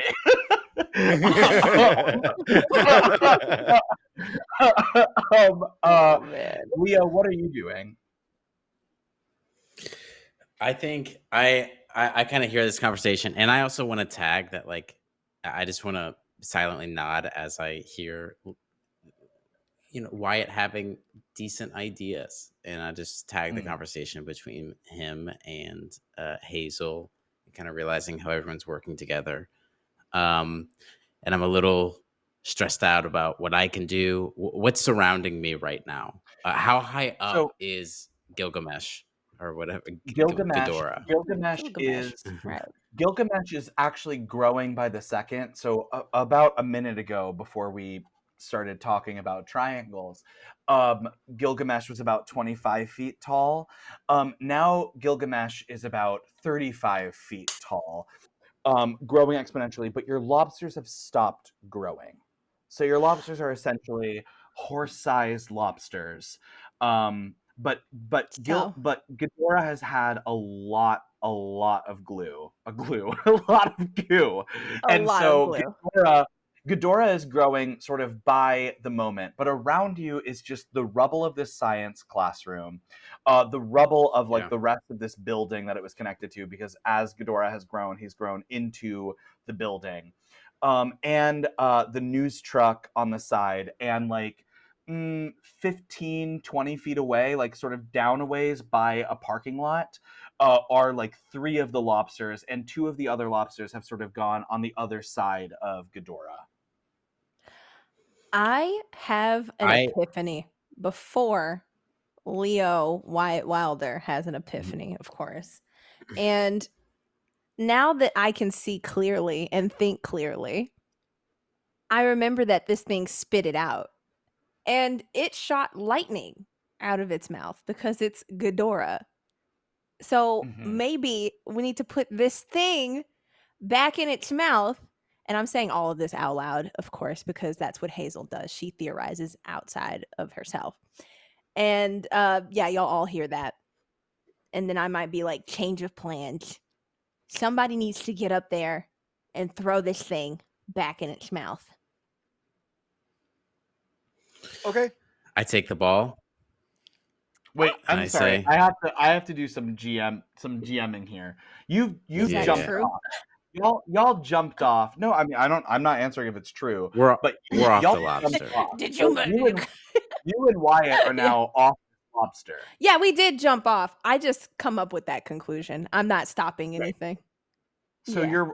you're running toward another You're running towards one of the parking lot lobsters, or are you running from a lobster behind Whatever Ghidorah? It's a parking Wyatt's lobster. plan is. A parking lot lobster. Great. Let's stay with y'all as you jump off of this lobster. Um. Let's start with a. Let's do a. What would you like to do? How would you like to get this lobster, Wyatt? Try to get on this lobster. I want Penny to give a whistle as we like slide down the tail off the back end, and like stumble into a run and go towards it before it can get too far away. Great. Let's do Done. a move check, and I'm gonna give you an empathize check here. So we'll combine those stats for you, so you can get on a lobster, if you can get on a lobster. Empathy, empathy, Empathy empathy. and movement together. So you want to add up those stats for one big stat. Yeah, because I'm using 2 skills, do I need to get 2 successes? No. Great. Describe how you mount a parking lot lobster. Okay. Amazing. I think PG-13. Leo Wyatt Wilder. I swear.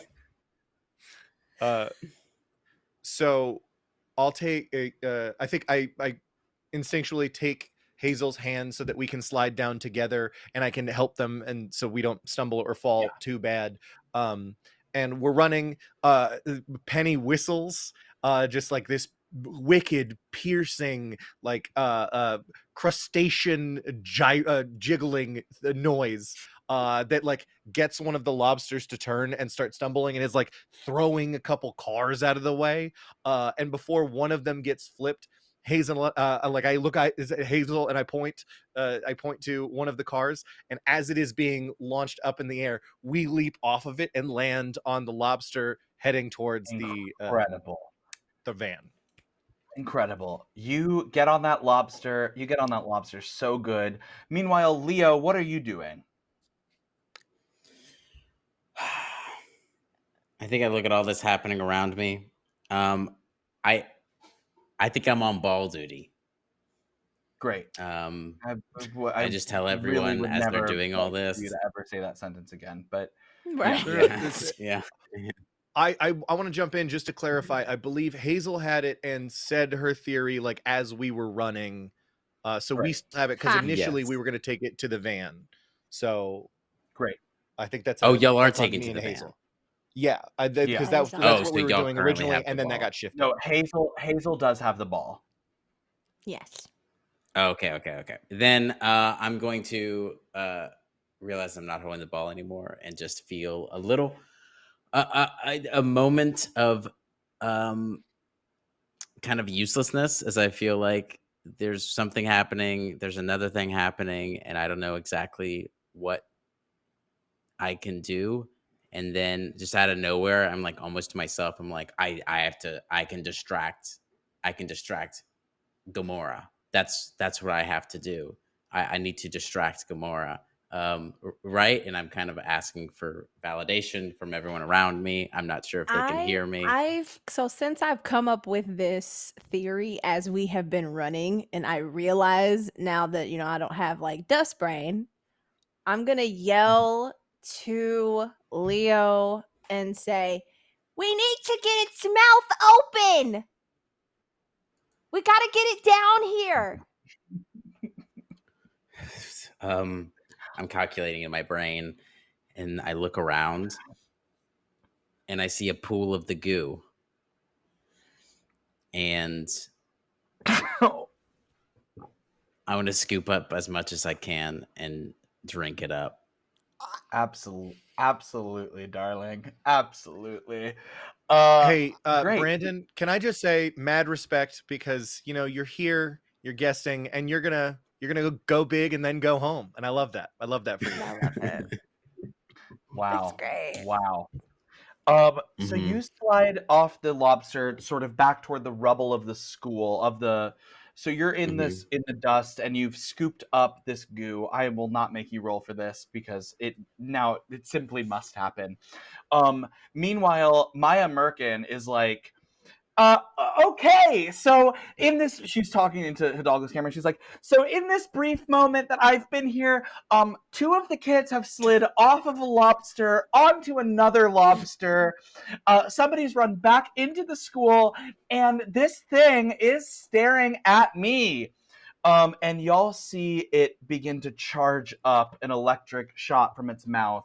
We're gonna go back to Hazel and Wyatt, who are on this lobster with the metal ball. What are you doing? You see one of the Ghidorah heads start to charge as the other two are sort of focused on Penny right now. Uh, Okay. Think we have to get this back into its body. I think this was suppressing this growth factor, or at least the electricity will charge it. I have no idea what this does. This is just a long shot. But we have to get those guys away from the truck. uh, okay, well, let's chase after him with a giant lobster. Maybe we can charge that thing up. If it's attacking here, we can throw it up into the little satellite dish that's sticking off the top of the van. That'll charge it, and then we can go from there. That's so smart. Yes, let's do that. And if we make it to the truck in time, I'd like to, if I could like hop off of the lobster onto the truck and drop it into the satellite dish. Oh man, You this is wouldn't gonna be be so able to sticky. I want to take. Oh yeah, go you ahead. wouldn't be able to hop off the lobster and climb the truck and get onto the satellite dish. But if you wanted to, you could try to throw the ball into the satellite dish. I don't want to throw it without it having something sticky on it, because then I don't want it to get lost. You That's are just on a Hazel. lobster. I am on a lobster. Um, if I can just like come up with a way, if I have like duct tape or something, and I can wrap this and like make like a sticky type bomb effect, that'd be You have your great. you have your sheet. I love my sheet. It's so great. It makes me feel like a superhero. Uh, Hazel!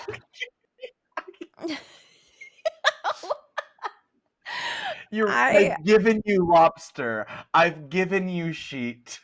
yes, I've yes, given and you thank the you. wall. And thank you, DM. I appreciate it. That's why I'm trying so hard to meet you halfway and like think of something that makes sense. You're walking 2 feet, and you're asking me to walk like 30. I'm getting there. Let me come up with a solution. If I throw it, it's gone. Oh God. Oh. But I will trust Wyatt's plan. And I'll give it to Wyatt to toss it because I am horrible athletic wise. And Great. I'm good at telling people what to do. So I'll tell them down there, get on the lobster, under the lobster, whatever you need to do to get out of the way of the lightning. Great. So you're telling them to run. You're telling Maya Merkin to run with Hidalgo. Yes. Great. Away from the truck. Great. Let's do a lead check for you. Let's do it. Let's see if I lead these people straight into harm's way. All right. Oh, wow. It's like, don't roll. Okay, there you go. Yes! We got 1-6. Describe what they do. Describe how they get out of the way. I tell them, I say, hey! Reporters! Host! Noobs, get out of the way! There's this giant dragon. It's obviously gonna blast you into outer space. Get on the lobster, get away from the lobster, whatever you feel. And then I'll give this to Wyatt. Great. While that happens, Maya Merkin is like, she's like to Hidalgo, she's like, stay with me. We're going Cloverfield. And then she like starts to run toward the lobster as Hidalgo chases after her. And meanwhile, we're just gonna cut to like a random home in Slasherville where like they were watching like This Is Us, the season finale of This Is Us, and then the screen just flicked to like breaking news, and they're just looking at like shaky cam footage of children on a lobster and a giant dragon. And then the person says, it's like a little old woman, and she's like, I thought HBO Max canceled this show. And then, Wyatt, we're gonna go to you. What do you do? Well, I've got a silver ball in my hands and a hoop to shoot for, so I'm gonna take it. I'm gonna aim it. Say, I was always terrible at sports. Throw it. Great. Let's do. Let's make that a move and a force check for you. So add both of those Interesting. stats. Also, I can't believe I said Slasherville. That was very good. We're in the Okay, so I have of Slasher County. I have nothing Yeah. in force. So Okay. But you do have a body. You'll just double your body. Oh, just like the lobsters, baby. Oh, what'd you get? Oh. Holy shit. Wow. Holy shit. I didn't see the 6 at all. That's 5 1s. Wow. God. Wow. I did get 1 6. You did get 1 6. That would have been really bad. Yeah. Yeah, I think like I was always really bad at sports, and I'm about to throw it, and then I stop myself, change hands, and then just do like a shovel pass as we get closer, and I adjust. But in doing so, I kind of lose my balance and start to slide off of the lobster, and I'm now like hanging on it, sort of like running with my feet and trying to just kick back up on it. But I am okay. I am unharmed. I'm just in a disadvantageous position for whatever happens next. and Great. the ball is in the dish atop the van. The ball's in the dish atop the van, sort of circling it, as one of Ghidorah's blasts just absolutely decimates the truck. And as it blows up the truck, you hear Hidalgo give out a brief, and Maya Merkin, Hidalgo Maya report. Merkin is like, oh, I love that truck for the 12 hours I knew it. But then a weird thing happens, and as the lightning makes impact with this ball, it like begins to hover like through the lightning. It hovers out, and it creates like a fan shape that refracts some of the lightning away from the car. It does unintentionally split one of the lobsters in half, none of the ones that you're on. And then it pops up and it starts to form what looks like a helmet. And then music starts to play. It's like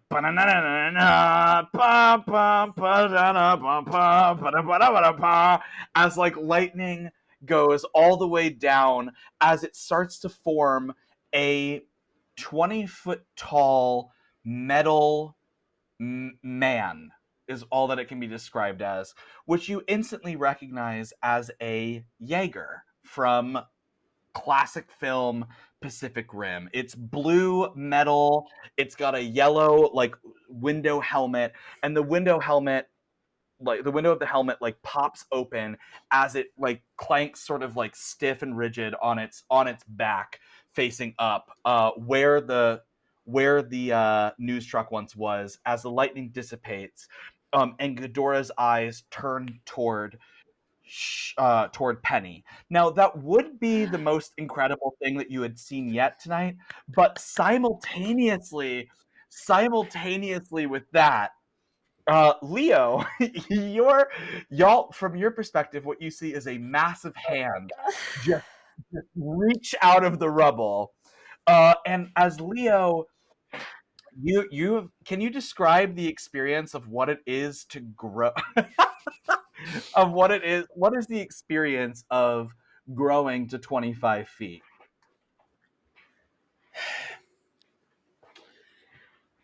You know when you sleep on your hand too long and it's numb and you got that tingling sensation in your body? Right. As the goo drips down my body, I feel it riding through my esophagus and coating my internal organs, and each of them start to tingle as if it is numb. And then the tingling starts like pop rocks in my body, and I slowly pop. And with each pop, I grow bigger and bigger, and bones aren't. It's like my body is breaking as I'm growing and has to re-heal itself as I'm going, because I'm tearing my skin apart and it quickly heals. And the same thing with my bones. Everything is breaking and then quickly healing until I'm giant. You are absolutely giant. You emerge from the rubble, and what do you say as you emerge? Holy shit! It echoes. It echoes. And Penny, Relatable. because you have some of this goo on your face, you've ingested like a little bit, that you go from being like 5'2" to like 6'1". Oh, Wow. We love a tall queen. oh my gosh. That's I'm powerful. so Sorry, I'm jealous. just imagining being 6'1". God, that would just fulfill so many So dreams of mine. cool. I would be such a menace if I was tall. Like, you have no Same. idea how you are all Same. safe at my shortness. Mhm. That song is playing in world. Yeah. And you're hearing it all through everything. And even Hidalgo's like, Hidalgo's like, and Maya's like, you're right, we should get this for Wild Sound. And she starts like, they start sound recording. Yeah. Mhm. And I noticed that they're recording now, and I want to go, okay, I get to redo it. And I want to go back in the rubble and come back up. Great. And come back up and look at Redo it. Ghidorah and say, Uh-huh. I want to make Now, now you've got a big problem. Nice. And That then is good. Yeah. Haha. Yeah. I know that And, lobsters can't talk, but in this scenario, the lobster's like antenna just went like down, like a frowny face. Yeah. we're getting a question of did the goo grow clothes? No, it did not. But I will say that you grabbed some sort of thing to cover up what you needed to cover up. What The did you American grab? flag, baby. Wish you had a It's- tablecloth. I take huh? the American flag and from around the flagpole outside of the school. And yeah. Yikes. Ba-da-na-na-na-na. I tell Wyatt, So now, yeah. oh yeah, I'm like, What do you tell Wyatt, Wyatt? we got to get in there and we got to take this thing down with your brother. Okay.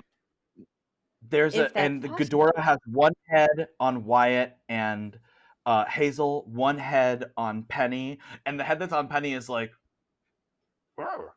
because you got it acknowledges that you grew 6 feet tall, I love and it. then one Thank you. head locked on Leo. So let's go to Leo because you just grew. What do you do first?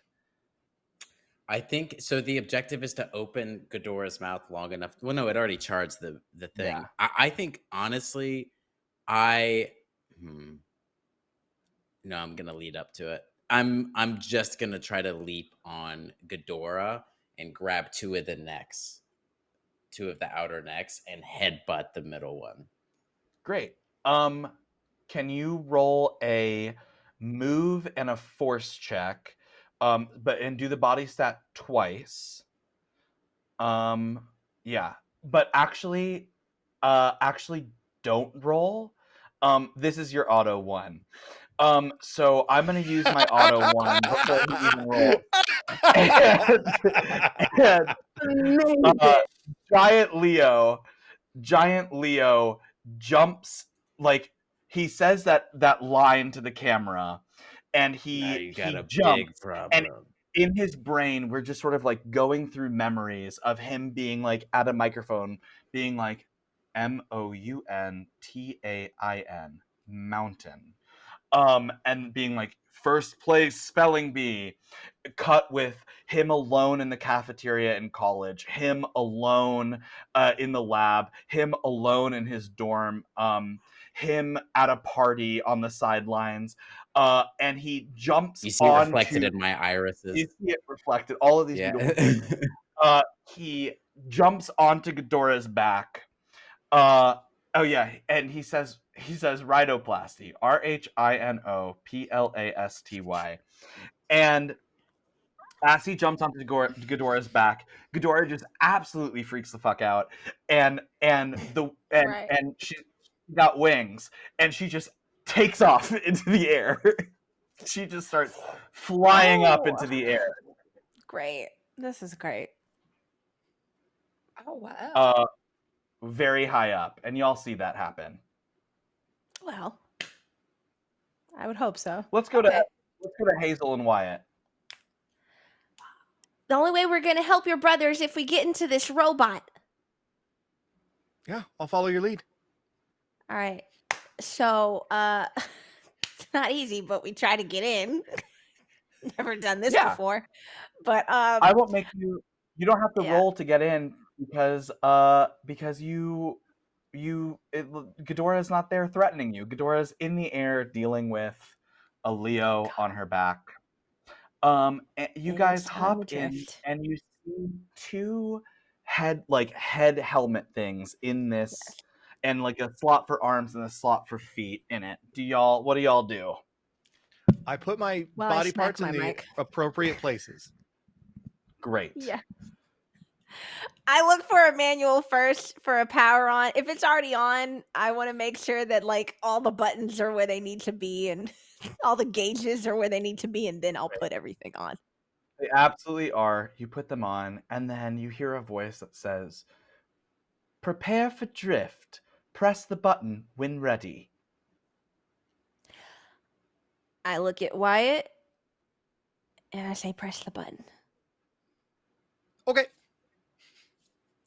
You press the button, and it's sort of strange what happens. But Wyatt, What's the most vulnerable moment of your entire life? What a time. I thought you were going to do this with your brother, honestly, but here we are. Oh, Oh, he me big. too. That was the plan.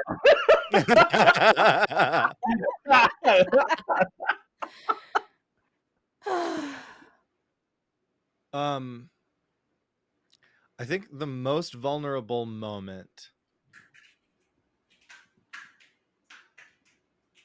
would be, oh man. So it was like a week or two after Leo left for college, and I didn't really like have friends. I didn't have like many friends, or at least any close ones. But I think I was sitting alone, and a bigger like person, very strong, intimidating looking, though not actually, so saw me eating alone, and like came and asked me to sit with me. And I knew Zeke before, like we grew up in the same circles, but not like being super close, but he knew who I was, and I think, or they knew who I was, and I think they probably heard me like crying and wanted to check in. Yeah, I think that was Wow. probably the time. So it's Wow. at school lunch tables. Yeah. But strange thing is that you're not having that memory. Hazel, you're having that memory. And then Hazel, what's a quick, weird, vulnerable moment from your life? Before I transferred to our school, I didn't have many friends really at all because I was a know-it-all. So, me just spouting off facts and people kind of just shaming me for it. And one day, I just vowed to lean into it. I was like, I'm gonna know everything then. If people are gonna make me feel bad for something that I'm so good at, then I'm gonna be the best. And I made my book, and I started gathering all my manuals when I was home by myself, waiting for mom to come home. And it's just kind of this montage of just me putting all my effort and basically being my own friend for a long time. Great. But weirdly, Wyatt, you have this memory, and it's not the school that you grew up in or that you know because you're from the private school. It's of this public school that is now just absolute rubble all around you. Um, and as these memories drift between you two, you immediately see, like, as if you are the eyes of this robot, you see a lock on the air above you, like a target lock, and it's like, Ghidorah above, launch rockets. Absolutely. And I'll launch the rockets. Great. The rockets are feet rockets, and you take off into the air where Ghidorah flew up. Meanwhile, Penny, what you witness is Ghidorah fly off, them jump into this machine and fly off, and a lobster absolutely frantically going crazy on the side with Hidalgo and Maya Merkin holding on for dear life, being like, "What is happening?" What do you do? Incredible. Penny is going to ask Giant Leo to launch her and the lobster at the monster in the Well, air. Leo is in the air. Oh wait, Leo's so on the Leo's back of already Ghidorah. with Ghidorah. Yes, this is all Got it. Okay. happened. You watch Leo jump and go into the air, and then get up and just immediately follow after, sort of just leaving you on your lobster. God, who would have thought the lobster would not have given me many choices? What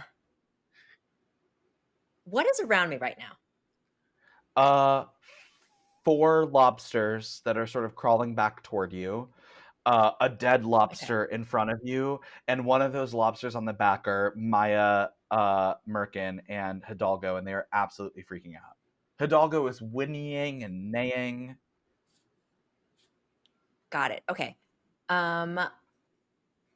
Penny is going to ask her lobster if she can ask the other lobsters to throw her in the air and follow the monster. Absolutely. I don't want to make you roll for that. I think it's fun. um, it's lobster to lobster, and technically I'm the lobster, so the lobster just sort of knows what you want at this point. And I will make you communicate to me as a lobster. That I will do in exchange for a roll. Okay.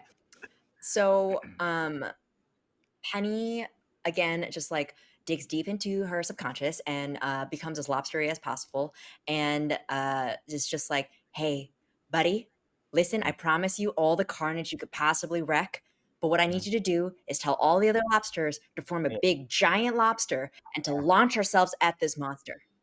Lobster doesn't speak English though, so you do have to do this in lobster. Got it. Got this. Just whisper, Penny. Just whisper.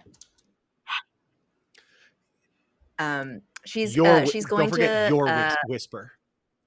Your oh, whisper. okay. Listen, lobster, I need you to get the other lobsters together and lob us as one lobster in the sky. And That was sort my of the lobster. same thing that happened with Hazel and Wyatt. You drift with the lobsters, and one lobster, you just get a memory of a lobster just being absolutely smothered in butter, and the lobster gets a memory of like cheerleader tryouts year after year before finally making the team. As the other lobsters huddle around you, curl up, and flip you into the air. So now in the air, except a lobster. I love Nothing. I mean, how will a lobster get down from the air? We will figure that out when we get there. We'll help. We'll be You there are to in help. the air. And let's go to Leo. Leo, you're on the back of Ghidorah. You now see, gaining speed on Ghidorah, you see the Jaeger from Pacific Rim, and your little brother reflected in the lens, or behind the lens of the helmet. I don't really know what words are anymore. And you also see a lobster with a slightly taller Penny hovering in the air. You're about, I don't know, 200 feet off the ground at this point. You are like building level up there. Okay. I'm up in the air. I see these kids launching themselves up the lobster. I see I love Pacific Rim, so I understand what has happened here with my brother and Hazel. And I just want to say, Wyatt, Penny, Hazel. Well, let me start with Wyatt. Sorry, guys. I'll get to you in a second. Wyatt. Do you want left, right, or center? Up the middle every time. Up the middle right, every Penny. time, bro. Penny, you want right or left? We will take the right. All right, everyone. I guess I'm on your left. And I just want to No.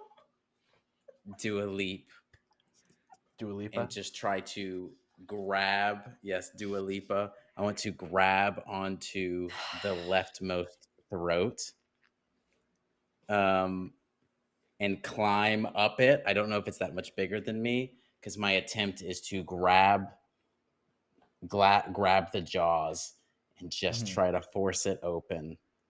You and can do that. It'll grab take in. a lot of strength. You're gonna try to That's smart, crawl yeah. in. No, I'm gonna try to grab. I'm gonna try to dig down its throat and rip out its esophagus on the left side. Great. Yeah, let's try that. Yeah. What stats would you like to use for that? I feel like that's a force. And then let's give you another one. You can pick another stat that you'd like to use. You're I super feel like big. it's force, it's movement, and oh man, it's really it really is a lot of this. Well, I just want to make I'll eye contact with. I just want to make contact with people. I think it might be heart. I think there's actually some heart in this, because it's Yeah. like a coordinated destruction moment. Okay. So let's do 6 lead. and Yeah.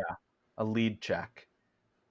6 and 5, 10, 6 and 11. 5, 10. Wow. And I'll give you a +1 because you're big. But also because you're big, and this, even a success, it will cost you slightly. Okay.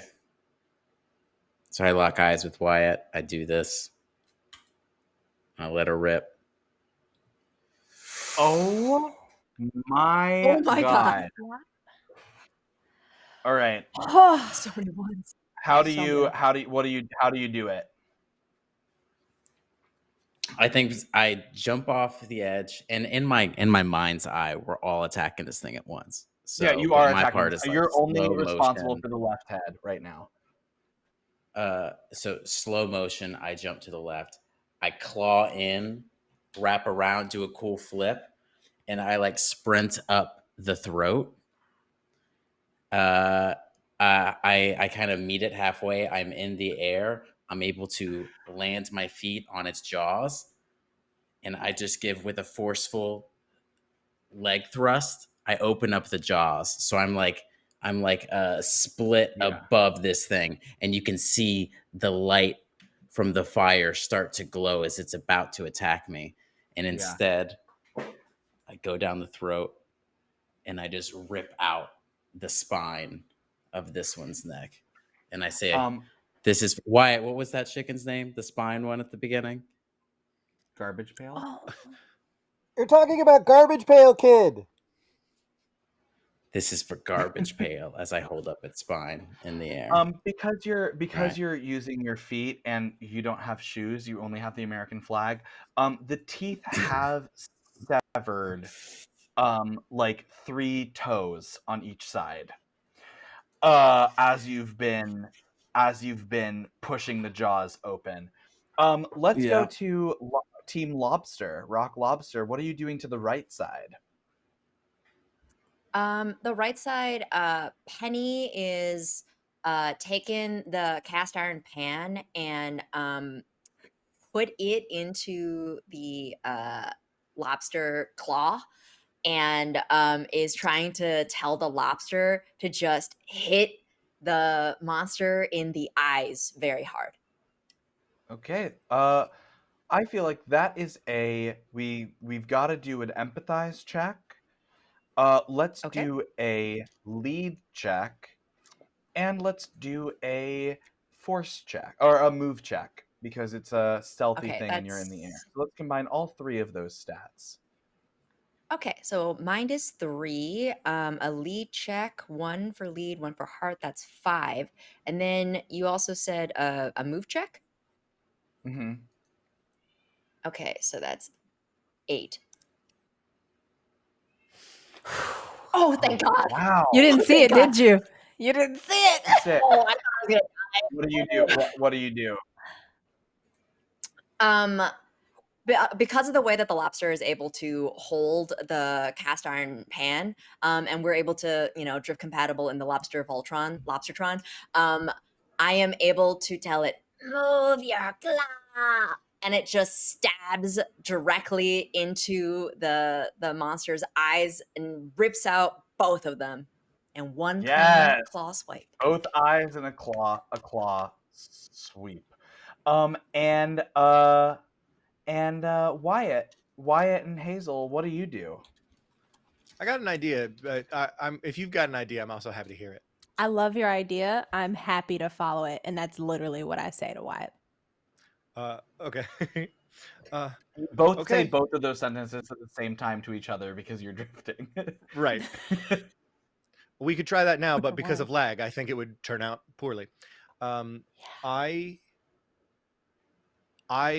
then say to you, and I think you feel like the idea moved through you, so you say it with me, and we just say, "Well, you gotta spin to win," and then Spin to we'll win. swing our robot's legs around the neck of this thing, get it in a headlock, and arch our body backwards to grab around our legs on the other side, putting both of our thrusters one way. So we will corkscrew his head into his own body. Fun. Love it. Let's roll a wow, what is that even? That would be a tinker for sure. Okay. A force. And I feel like it's also a move, but because you're drifting, you both roll all of those stats for yourselves. Oh, cool. Okay, so you said tinker, force, and move. Yeah. All right. All right, that is What if this it for fails, me. Oh, I should have one fewer. Yes. though? Oh. Nice. Great. All right. All right. Describe it. Oh. Well, you forgot about mine. Whew. All right. Really describe it. Wow. It's your idea. That- You have to describe it with the force. I mean, no, I feel, you know what? I think I set it up. So if you want to knock it down, I'm happy to hear you say it. Cool. Since we are one at this moment, and what I say is also what Wyatt would say, I definitely feel this power, or like this just confidence I've never felt before in my own body as we go and we like straddle we straddle Ghidorah's head, and I put those blasters to max and we spin almost like the most perfect pirouette you've ever seen. Like it's a dance. And we spin and we just twist Ghidorah's head around so fast that it doesn't stop even after we've let go, and it just pops down. And it's just like its eyes go white, splash of blood like in an old anime. And that head is down. And we just Great. admire our work. Yeah.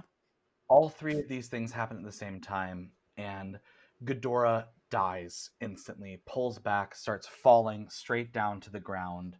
But so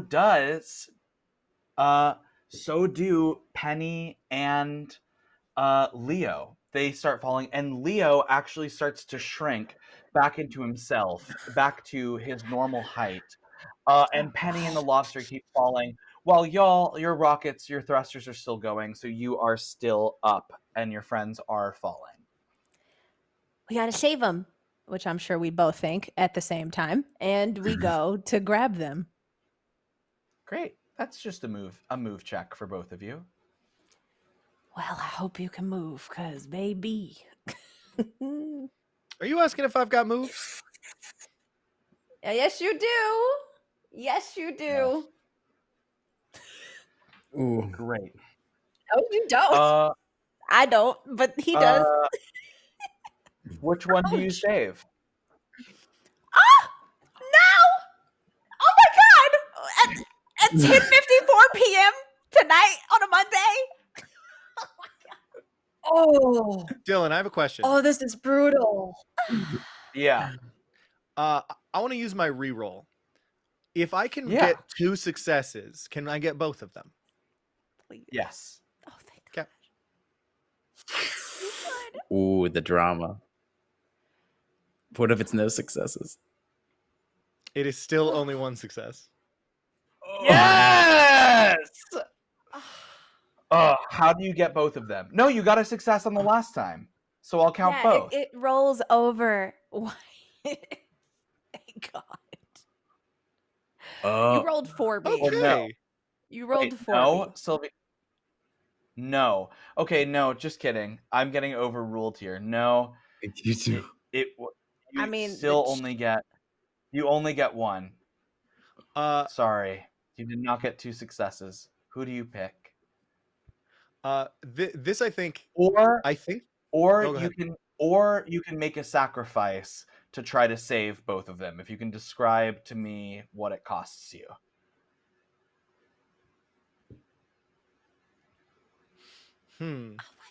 I wish feel I like rolled well. I feel like this. I think this might be like kind of disrupting the drift. Yeah. Yes. Totally. I think it's maintaining the drift difficult. Yes. And Yep. so my pitch is that because we're both fighting to get because we're fighting to get both of them, but each of us is fighting to get a different one. It's starting to make it very painful. And Yes. I want to kick Hazel out of the drift so that I can complete it, knowing that Yes. I will take whatever pain it is so she doesn't have to. Great. I know what it is. Great. I'll give you that. Now describe the pain that you feel, and I'll handle it from there.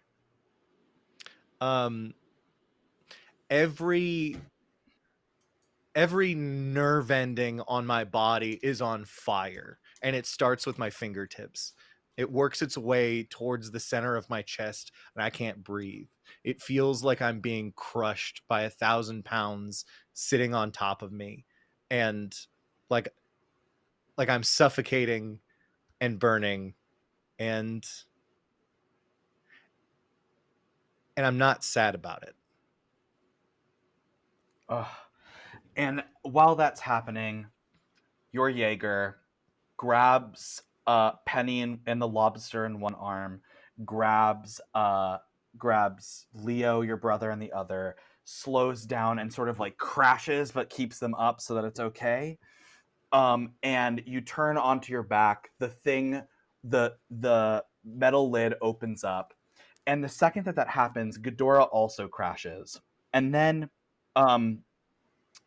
the kaiju or the Jaeger disintegrates all around you. It just disappears, and the 4 of you and the lobsters shrink back to their normal size, and the 4 of you are just standing in the rubble as the Ghidorah shrinks and becomes who you recognize as Naomi. And you can still tell that it's breathing. And a paramedic truck comes out of nowhere. And the hot paramedic jumps out of the car, looks at y'all, grabs Naomi, throws it in the back of the truck, closes it, and drives off. And you watch it go off in the distance. And you are staring, watching this go, in shock of everything that just happened, the rubble of the school around you. And Wyatt, you turn to Penny and you're like, great work, Penny. And you turn to your brother and you're like, great work, Leo. Congratulations. And then you turn to this woman that's standing to your left. She looks about the same age as you, slightly nerdy. And you turn to her and you're like, hi, I'm Wyatt. Who are you? And Hazel, how does that make you feel? Horrible. It makes me feel bad that I usually have so many words, but it's very simple how I feel. And my stomach drops. And that's where we end. Yep. Drama. I'm gonna go to bed tonight. Sad. Thank you, everyone. Great.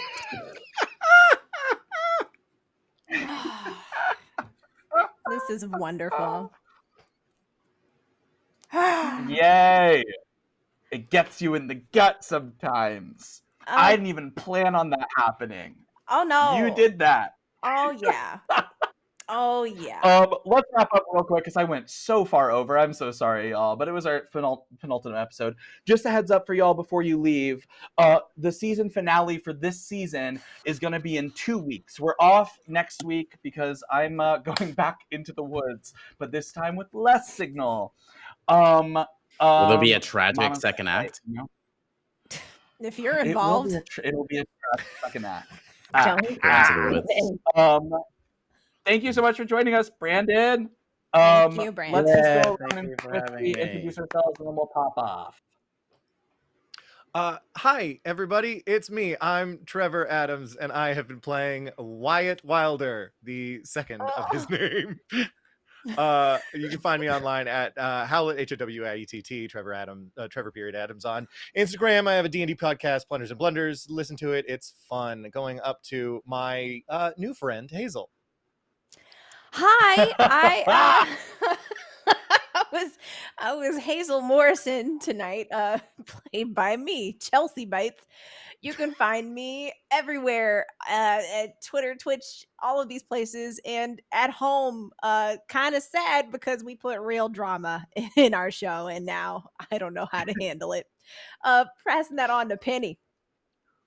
Hi, everyone. I have been Penny Chu, your local dumb cheerleader / bog witch. And you can find me everywhere on Twitter, Instagram at Hello There Shoe. Please follow me for really dumb pictures of food I make and my rat dog. And on to this new guy. Who is this? Yeah, she was all alone in the world with a little rat dog. You know, it's wild. Anybody catch that reference? Introduce yourself, Brandon. Let's go home. Keep it going, Brandon. I'm Brandon. Come back here tomorrow and Wednesday. I'll be doing Fearcast this week. B Winfrey. You know what's up. Thank you. Yay. And I'm Dylan. You can find me here on Monday nights doing Slasher Town. Dylan G. Guerra is my Twitter. Dylan Guerra is my Instagram. You can follow me for all sorts of fun things and check me out here. We have all sorts of fun stuff, but I want to just shout out, thank you, Brandon, who also did the art for tonight, triple duty tonight. Silviana, our producer. Jack, our amazing social media or community manager. Fox, our amazing, wow, I'm tired. Our amazing social media manager, Gayaka, and Angel Mitsu, who are our fabulous mods, and Joe, our tech director. Thank you all so much. See you in 2 weeks. 2 weeks. Have a good night, everybody. Sound stirs things up. You can use rattles, you can use maracas, you can clap your hands. I also laugh audibly.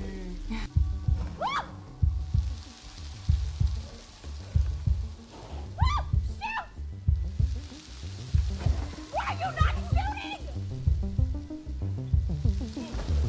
What are you doing?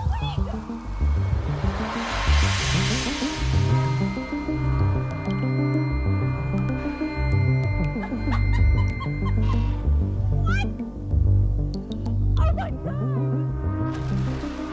Also, like the idea that these mummies are kind of popping up like, you know, Night of the Living Dead style, like traditional zombies. Also, though, the hand kind of reaching out from the ground is such an iconic 1950s kind of like B-movie image. So again, throwing back to the old school, the Universal monsters, and so on. Two